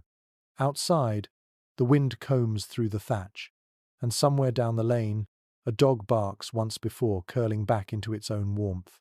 The darkness feels thicker than in summer, the hours longer, the closeness more deliberate.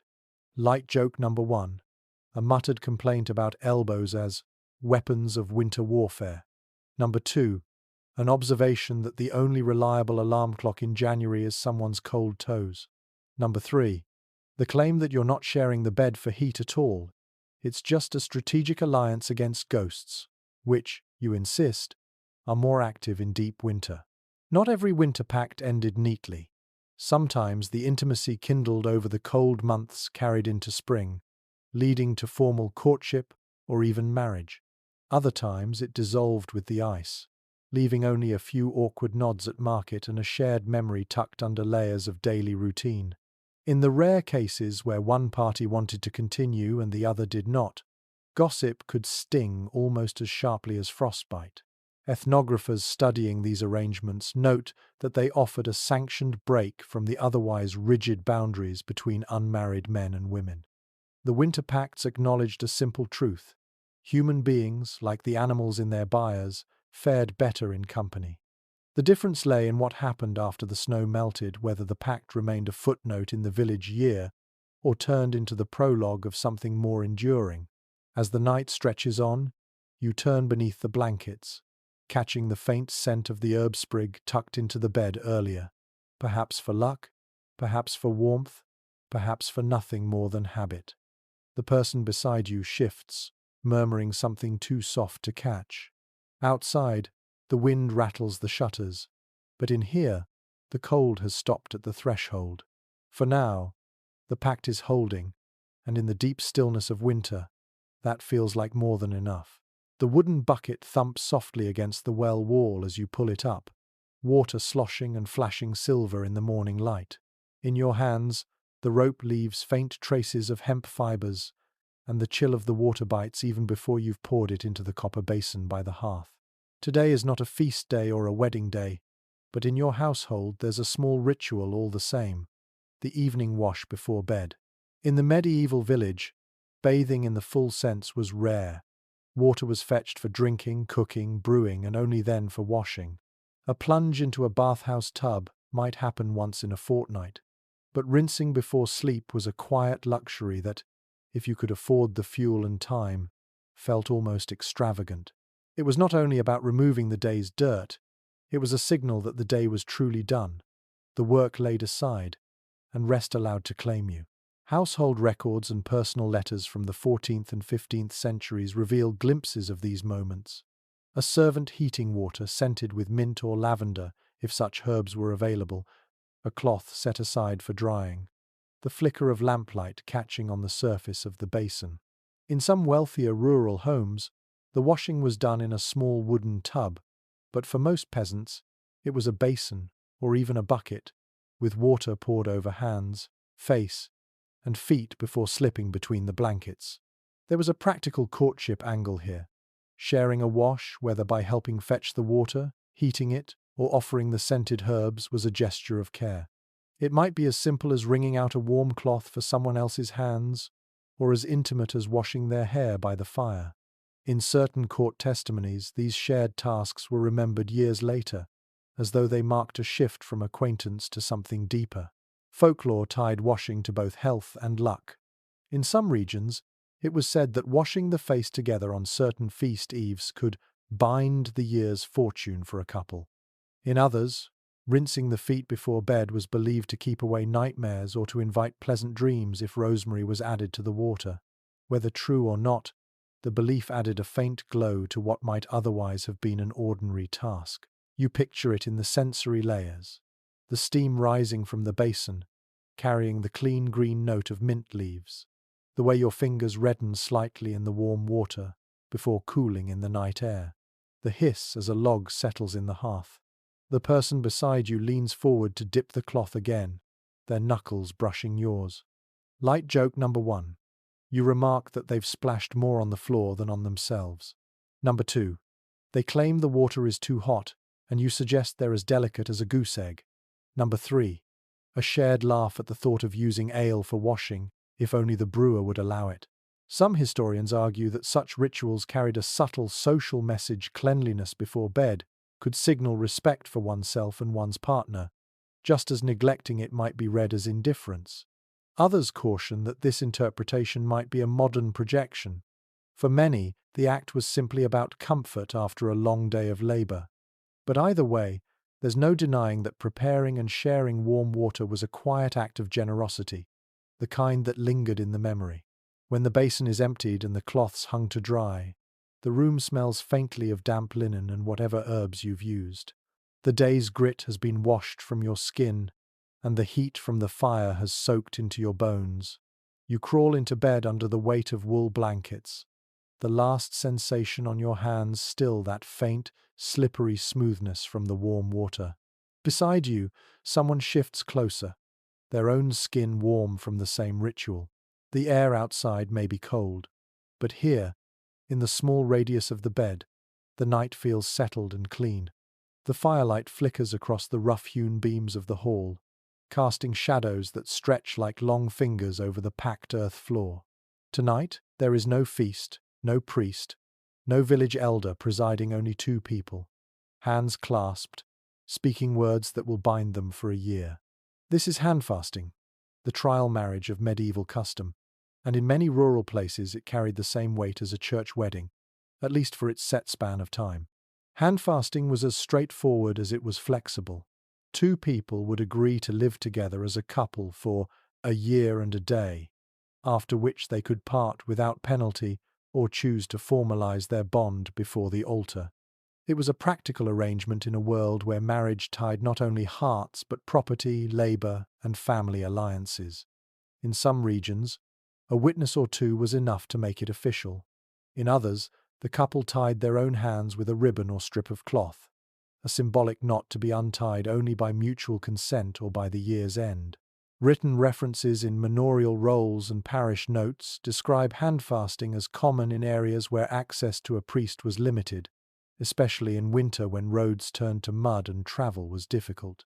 For the poor, it was also cheaper, no formal dowry exchange, no wedding feast to feed the entire village. But cheaper didn't mean less significant. For many, the year-long trial was a chance to prove compatibility in work as well as affection. Could they keep a household, tend the land, survive the lean months together? Folk traditions surrounded the practice with small rituals. In some places, the couple would exchange tokens: a spoon carved from bone, a small loaf of bread, a lock of hair. In others, they'd share a cup of ale, each taking a sip while looking into the other's eyes. The cup might then be broken, ensuring no one else could drink from it and steal the bond. Picture the scene. The hall is warm from the fire, the smell of peat smoke mingling with the faint sweetness of drying apples strung above the hearth. The ribbon, perhaps dyed red for luck, loops loosely around the couple's joined hands.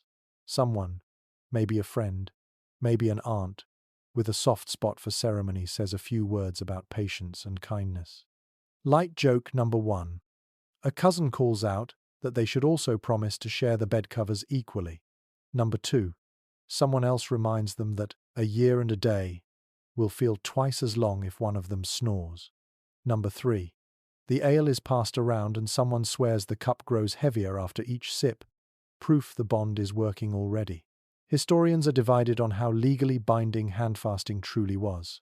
Some argue it was a fully recognized form of marriage in its own right, requiring formal separation if broken early.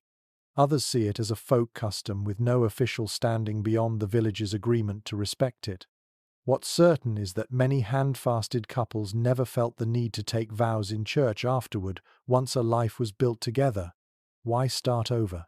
When the ribbon is finally untied, it's folded and kept in a chest or tucked between the pages of a family Bible. The couple leaves the hall hand in hand, stepping into the crisp night air, their breath curling into the dark. The agreement is simple. Share the work, share the food, share the bed, and see where the year leads. The village will watch kindly, curiously, sometimes nosily, but for now, the only witnesses that matter are the ones who stood in the firelight when the ribbon was tied. The wind at the edge of the square catches the corner of a wool cloak and flips it like a flag.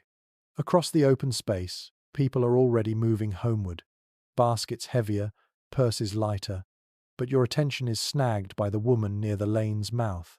She's not calling out or waving. She's adjusting the folds of her headscarf in a way so deliberate that it might as well be a lantern in the night. In the medieval village, clothing is not only necessity or ornament, it is a codebook written in wool, linen, and leather, and those who can read it know more than they're told. Colour is the first signal. Dyed cloth costs labour and coin, so the shade a person wears speaks before they do. A flash of madder red might mean a garment saved for feast days or, in some cases, for catching the eye of someone specific. Blue, especially the deep woad-dyed kind, can hint at a family willing to spend on display. Even undyed brown or grey has its voice. It says either thrift or a deliberate modesty, a choice to blend into the crowd until the moment calls for standing out. Records from late medieval sumptuary laws, intended to restrict who could wear what, reveal just how closely clothing and status were linked. In some towns, only certain households could wear fur trims or silk veils. In others, specific colours were reserved for particular ranks. Of course, villages found their own ways to bend those rules. A sleeve lining might be dyed a forbidden shade, showing only when the arm was raised just so. A belt buckle might carry a carved emblem that signaled family ties or romantic interest to those in the know. Shape is the next layer of language. A tucked sleeve might indicate readiness for work, but if it stays tucked long after the work is done, it suggests the wearer wants to appear unencumbered, ready to engage. A loosened lacing at the neck might simply be for comfort, or it might be a calculated breach of modesty's line. In one court record from Yorkshire, a witness swore that a young man drew his cap low and his hose tight when walking past a certain girl's cottage, a combination the clerk recorded without comment, but which local gossip almost certainly did not ignore. Accessories carry messages too subtle for the untrained eye. A ribbon tied around a wrist instead of in hair, a brooch pinned on the right rather than the left shoulder, a pouch worn forward instead of to the side, each could mean nothing or everything, depending on context. Folk tradition in parts of the Low Countries held that a woman who shifted her belt knot to the opposite hip was declaring herself open to suitors, while in some alpine villages, a man might wear his cap feather turned forward as a signal of intent. Quirky detail to file away. In one Devon manor's accounts, a fine was levied against a man who wore his boots reversed, left boot on right foot and right on left, as a public joke meant to show he'd been turned around by a certain woman's attention. Whether she laughed or not, the record doesn't say. You imagine it now, standing in the bustle of Market's End, watching as someone adjusts a sleeve more times than necessary, or pauses to retie a cord with exaggerated care. Light joke number 1. You think of how dangerous it would be if every loose button in the village were taken as a declaration of love. Number 2. A muttered observation that some people would need an entire handbook to keep from making accidental proposals with their hat. Number 3. The idea of a village fashion police, deputized to write citations for overly suggestive cloak swirls. Historians debate whether these signals were deliberate courtship tools or simply everyday adjustments later romanticized in memory. Some argue that reading them as coded love notes is projecting modern ideas onto medieval habit. Others counter that in small, close-knit communities, people learned to squeeze meaning out of even the smallest gestures because opportunity for open declaration was rare. The truth is likely tangled in both. Sometimes a sleeve tug is just a sleeve tug, and sometimes it's a wordless invitation. The light begins to soften into that gold hour when shadows stretch long. As stalls are packed and the air cools, you catch the same hand adjusting the same scarf one more time. But now the glance that follows it lands squarely on you. There's no smile, just a stillness, a kind of waiting. You respond without stepping closer. A small shift of your own cloak, enough to show the lining's unexpected color, then you turn away with the rest of the crowd. The answer, if there is one, will come in the days ahead. Walking home, you think about how much is said without a word. The village reads these signals the way it reads weather. A flick of cloth is a wind shift, a hat angle, a change in pressure. Some of it is noise, some of it is news, and if you pay attention, you might just forecast your own fortunes.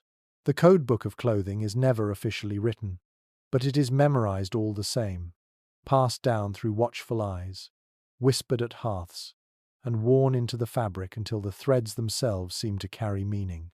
The square is quieter now, emptied of stalls and traders, but the mood has shifted. A small crowd gathers near the pillory, two stout wooden uprights with a hinged crosspiece, its iron fittings glinting dull in the afternoon light. Public punishment in the medieval village was not merely about discipline, it was performance. Everyone knew when someone was due to be put in the stocks or the pillory, and everyone knew why.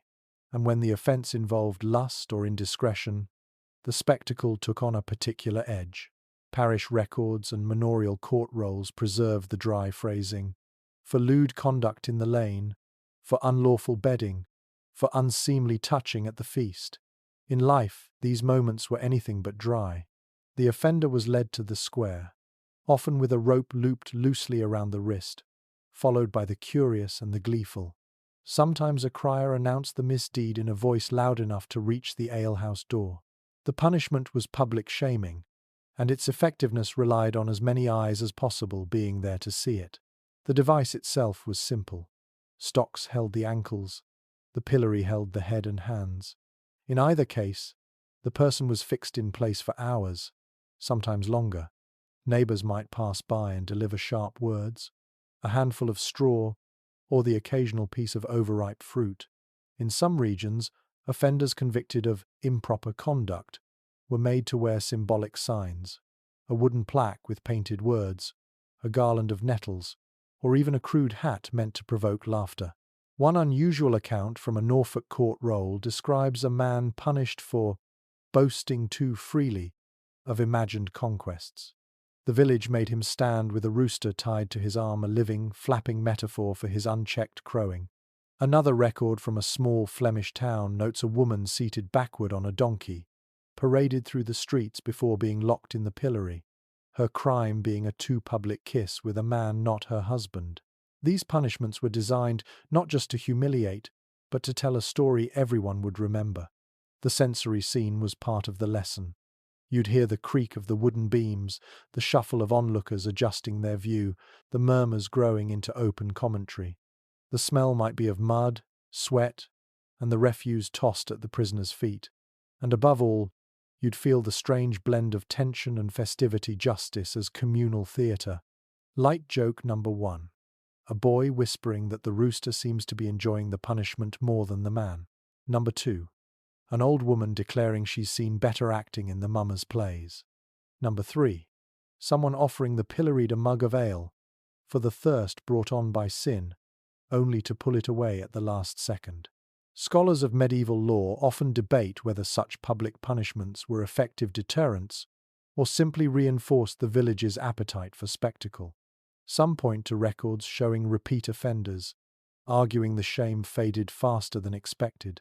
Others counter that the threat of being physically displayed, frozen in a moment of disgrace, was enough to keep most people cautious. Either way, the memory lingered in the collective mind, becoming part of the village's moral map. The crowd's role was not passive. Laughter, jeers, or even silent staring all contributed to the weight of the punishment.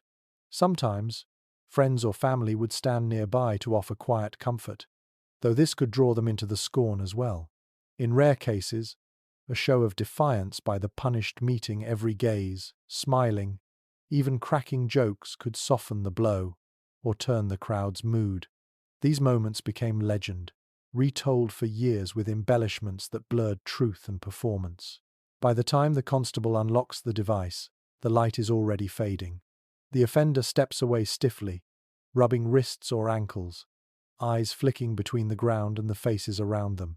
The square slowly empties, but the story will walk home with every person there, to be repeated by the fire and reshaped in the retelling. The pillory stands silent again, waiting for the next name to be called, its wood worn smooth by the passage of shame, laughter, and the endless curiosity of a small community. The harvest is long finished, and the evenings stretch out like a well-worn road. Tonight, you find yourself at the edge of the common hall, where a small circle of villagers leans in toward the glow of the hearth. Someone strums a lute, another taps a drum with 2 fingers, and the talk between songs is a warm mix of teasing and memory. Then, as if the air has been waiting for it, a voice begins a melody slow at first, then rolling forward like a cart on a gentle slope. The song is familiar, but the way it's sung makes the older women glance at one another and the younger ones smirk. In the medieval countryside, folk songs were as much social currency as entertainment. Some were ballads of kings and saints, others tales of war or hard winters, but a whole subgenre carried a different freight, playful or suggestive verses that everyone pretended not to notice. These songs of suggestion lived in the spaces between the lines, where words could tilt one way for the innocent and another for those who listened harder. Collections of late medieval lyrics, preserved in monastic manuscripts despite their cheek, include refrains about weaving that sound like domestic chores, until you catch the shift in rhythm that makes shuttle and loom sound suspiciously like something else. A harvest song might celebrate gathering the last sheaf, in a way that makes the room warmer than the fire alone. The beauty of such songs was plausible deniability. A singer could claim innocence while letting the listeners supply the rest. One example from a 15th century English miscellany describes a young man offering to help a girl carry her apples to market, warning that the load might be too much for her alone. In the next verse, the apples have become roses, and the market the garden. And by then the audience is laughing in a way that has nothing to do with horticulture. Light joke number 1. An old farmer mutters that he's never seen a loom act that way in his life. Number 2. A woman claims she now has to inspect every apple in her basket before selling it. Number 3. A young man asks if there's a verse about mending boots because he's suddenly very interested in cobbling. Some ethnomusicologists suggest that these songs served as coded language for courtship in communities where direct speech about desire was frowned upon. Others argue that they were simply a release valve, an opportunity for harmless fun in long winters. In either case, the structure was intentional, familiar enough to be safe, flexible enough to allow improvisation that could steer the tone toward flirtation or back to innocence as the crowd required. The sensory world of these performances is vivid. The fire pops and hisses, shadows sway across the faces leaning closer to hear. The smell of ale and roasting chestnuts mingles with the faint tang of wool cloaks drying in the heat. The lute strings buzz just a little when the singer leans into a particularly loaded line, and the audience responds with a ripple of chuckles or a knowing silence. It's not always the lyrics themselves, but the delivery that carries the weight. A pause before a certain word, a glance across the room, a smile that widens just enough to confirm the double meaning. These are the craft of the seasoned performer. In small villages, everyone knows who can pull it off and who will turn beet red halfway through the verse. That unpredictability is part of the fun. By the time the song ends, the room has shifted. The mood is looser, conversations louder, and somewhere in the back, two people are leaning close, speaking in voices the song has made braver. The singer passes the lute to another, who launches into something safe and familiar. But the earlier verses still hum in the air like the echo of a bell. You step outside into the night, the last notes following you into the crisp darkness. Overhead, the stars look sharper than they did when you arrived, and you realize the warmth you're carrying home isn't only from the fire. Songs, after all, have a way of settling under the skin, especially when they say more than they seem to. The lane to the midwife's cottage is narrow, hemmed in by hawthorn and nettle, and smells faintly of damp straw. You follow it past a leaning fence, and find the door standing open just enough for voices to slip out. Inside, the air is warm and thick with the scent of dried herbs, sage hanging from the beams, lavender tucked into baskets, a pot of something sharp and medicinal bubbling near the hearth. The midwife sits at a low table, sorting through bundles of cord and clean linen, her hands as sure as a farmer's in harvest. She's been at this work for decades, and she knows more than most about every family in the parish. In a village where privacy is rare, the midwife stands in a unique position. She attends the beginnings of life and, often, its ends. She knows which babies were conceived after a wedding and which before, whose labor was eased by a husband's gentle care and whose was shadowed by tension. The role demands discretion, but the reality is more complex. Birth attendants often became unofficial keepers of the village's most delicate truths, and those truths had a way of surfacing in unexpected moments. Parish accounts and personal letters from the late Middle Ages occasionally reveal midwives as intermediaries in courtship and marriage disputes. One record from a Norfolk manor court mentions a midwife testifying about the good understanding between a couple months before their wedding, a detail clearly meant to support a claim of legitimate betrothal. Another, from rural Brittany, describes a midwife carrying messages between a young woman confined at home and the man petitioning for her hand messages disguised as herbal prescriptions. Folklore also tangled midwives with superstition. In some regions, they were believed to have charms that could encourage fertility, or if angered, withhold it. Quirky example. A 15th century village rhyme warned, "Keep the midwife in your cheer, lest your cradle stay too near." Whether taken seriously or in jest, it reinforced the midwife's quiet power over the rhythms of love and lineage. You imagine sitting in her cottage on a winter evening. The fire snaps. The pot on the hearth releases a curl of steam scented with mint. She dips a cloth into warm water, wrings it out with practiced care, and, between instructions on easing a cough, tells you without telling you who's been walking together after Vespers. Light joke number 1. She remarks that she only notices such things for health reasons. Number 2. She claims the best remedy for lovesickness is a brisk walk and someone worth walking with. Number 3.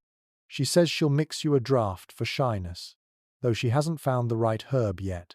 Historians studying women's roles in rural communities note that midwives often occupied a rare middle ground, respected for their skill, yet woven into the same networks of gossip and alliance as any other villager. Their work gave them access to the most intimate spaces, bedrooms, birthing stools, whispered confessions in the heat of labor. That access made them witnesses not only to physical events, but to the emotional currents beneath them. There was risk in that position.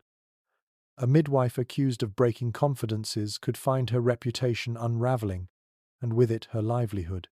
Yet many seem to have walked the line adeptly, passing on information only in the form of general observations or helpful advice that happened to be timely. In a village where words could ripple faster than the stream, this ability to shape the flow without being seen as its source was a kind of mastery. As the evening deepens, the midwife finishes tying her herb bundles and hangs them from the rafters. She asks about your family in a way that feels casual but covers a lot of ground: who's well, who's away, who's been keeping company with whom. You leave with a pouch of dried chamomile and a sense that she now knows more about your plans than you do yourself. The lane feels narrower in the dark, the hawthorn whispering on either side, and you can't quite shake the feeling that the midwife's knowledge travels with you, tucked into the folds of the herbs like a scent that will not fade. The rain has stopped, leaving the thatch roofs dripping and the cobbles slick. You're making your way past the old well when you see a knot of people gathered near the corner where two lanes meet. At the centre stands a young man looking sheepish, a small cloth pouch in his hands. The older woman across from him holds it like it's a nettle she can't quite decide to drop. Something has gone wrong with a love charm, and the entire square is interested. In the medieval village, charms to attract affection or to bind it tighter were part of the fabric of life.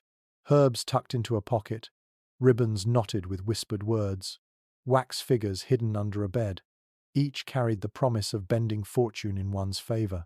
But like bread left too long in the oven, these charms could backfire, sometimes with comic results, sometimes with consequences that lasted far beyond the laughter. Court records and ecclesiastical decrees mention ill-worked love philters and miscast knots, usually in tones suggesting both moral disapproval and a grudging fascination. One 15th century record from Cornwall tells of a man who ground rose petals and rosemary into a powder meant to make a woman soft of heart. Unfortunately, he spilled it into a communal stew pot at a feast. The result was an evening of bizarrely affectionate toasts among the elders and a fine for disturbing the order of the meal. Quirky case from Brittany. A girl embroidered her crush's name into a handkerchief using a thread dyed with beet juice, believing it would colour his dreams. She left it where he would find it, only for the dye to bleed in the rain and turn the name into something entirely unreadable. The village wag decided it looked like the word for goose, and the poor boy endured honking behind his back for weeks. Some historians think the risks were part of the appeal. A charm was a gamble. If it worked, you gained love or loyalty. If it failed, at least you had a story. But not everyone laughed. A mistrusted charm could bring accusations of witchcraft, especially if livestock sickened or a harvest failed soon after. Parish priests warned that any unnatural binding trespassed on God's will, though their sermons didn't seem to reduce the sale of certain herbs in the marketplace. You picture the scene today. The young man swears the pouch only contains rosemary and a lock of hair from the woman's comb, but she insists it smells faintly of vinegar and curses. A neighbor leans in to sniff, pronounces it more likely soup than sorcery, and earns a round of chuckles. Light joke number 1. Someone offers to hang the pouch in the cowshed to encourage milking. Number 2. A passing shepherd claims it might work better on sheep. Number 3. The baker says he'll try it on his oven to keep the loaves from burning. The sensory details make it vivid. The faint, sweet, sharp smell of the herbs, the wet cobbles reflecting the light from the alehouse door, the sound of water dripping from the eaves. The crowd's laughter mixes with the cluck of hens wandering too close to the action. At the edge, a few people exchange glances that say they've tried such things themselves, or at least thought about it. Ethnographers note that love charms often functioned as a kind of semi-public declaration. Even if meant to be secret, the risk of discovery and the resulting talk could be part of the strategy. A charm found and discussed might push a courtship forward by giving it the village's attention, for better or worse. That dynamic made failure less final than it might seem. In a way, the charm succeeded if it got people speaking the couple's names in the same sentence. By the end of the exchange, the older woman has decided to return the pouch, though not without a warning to use it on yourself if you must. The young man pockets it with a shrug and a smile that suggests the morning will find him at the herb seller's stall again, asking for something stronger. As the crowd disperses, the lane smells briefly of rosemary and rain, a reminder that in the medieval village, love, like the weather, could change with a single small misstep. The last night before a wedding is a strange one. The day has been spent in errands, borrowing extra benches, fetching casks of ale from the brewer, making sure the borrowed cloak for the groom actually fits across his shoulders. Now the village has settled into a hush, broken only by the occasional bark of a dog or the creak of a cartwheel on its way home. In the bride's cottage, the air is warm with firelight and the smell of beeswax candles, but under the hum of preparations runs a quieter current. The knowledge that tomorrow will change more than anyone says aloud. In some places, this night was marked by a formal custom. In others, it passed like any other evening, save for the restless thoughts it carried. Accounts from the 14th and 15th centuries speak of keeping vigil in the bride's home, family and friends staying late, telling stories, offering advice that mixed sincerity with playful warnings. A sister might whisper about what it's like to share a bed through winter. An aunt might advise on stretching a stew to feed unexpected guests. A friend might smuggle in a sprig of rosemary to tuck under the pillow for luck in the first year. Folklore dressed the night in superstition. In parts of rural Germany, the bride was not to step outside after sunset, lest wandering spirits confuse her path to marriage. In an English village custom, she was to wear a borrowed garment to bed, ensuring she would dream the face of her future contentment, as if she didn't already know it well. And in some Breton fishing communities, the groom was forbidden to sleep under his own roof, staying instead with a friend, so that the first morning he and his bride woke together would be their wedding day. You imagine the sensory fabric of it, the fire's steady crackle, the soft drag of a comb through hair, the faint resin scent from the candle as it pools into golden wax. The bride's hands are busy, not because there's work left to do, but because the stillness makes the heart race. She mends a hem, already mended, polishes a clasp until it gleams, then sets it aside only to pick it up again. Her mother hums a lullaby that hasn't been sung in years, as if to smooth the air into calm. Light joke number 1 might come from a brother, leaning in the doorway to remind her she can still run if she starts now. Number 2 from a cousin who offers to hide her under the hay in the loft until the fuss dies down. Number 3 from the bride herself, rolling her eyes and promising she'll be fine so long as no one makes her dance with Uncle Bernard before the feast has started. Historians of social life note that this night often carried a double role.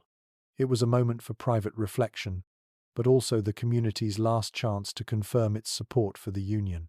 In villages where marriage bound not just 2 people but 2 families' resources and labor, the eve of the wedding was as much a checkpoint as a celebration. By morning, all hesitations had to be smoothed away, at least in public. Sometimes, it was also the night when personal promises were made, small, quiet vows outside the church's hearing. A couple might meet briefly at a doorway, exchanging nothing more than a touch of hands, each reading in the other's eyes the road ahead. Or they might slip a token into the other's keeping, a length of ribbon, a coin, a sprig of some herb with its own silent meaning. These gestures, undocumented and unblessed by official words, often held a weight remembered long after the ceremony itself. When the candles burn low, the household settles. Outside, the lane is silvered with moonlight, and the frost beginning to form on the thatch glitters like scattered salt. Tomorrow will bring bells, feasting, music, and the clamour of voices raised in toasts. But tonight belongs to the in-between, no longer entirely single, not yet entirely bound. The bride lies down beneath the heavy quilt, the borrowed garment warm from her skin, the rosemary tucked under her pillow.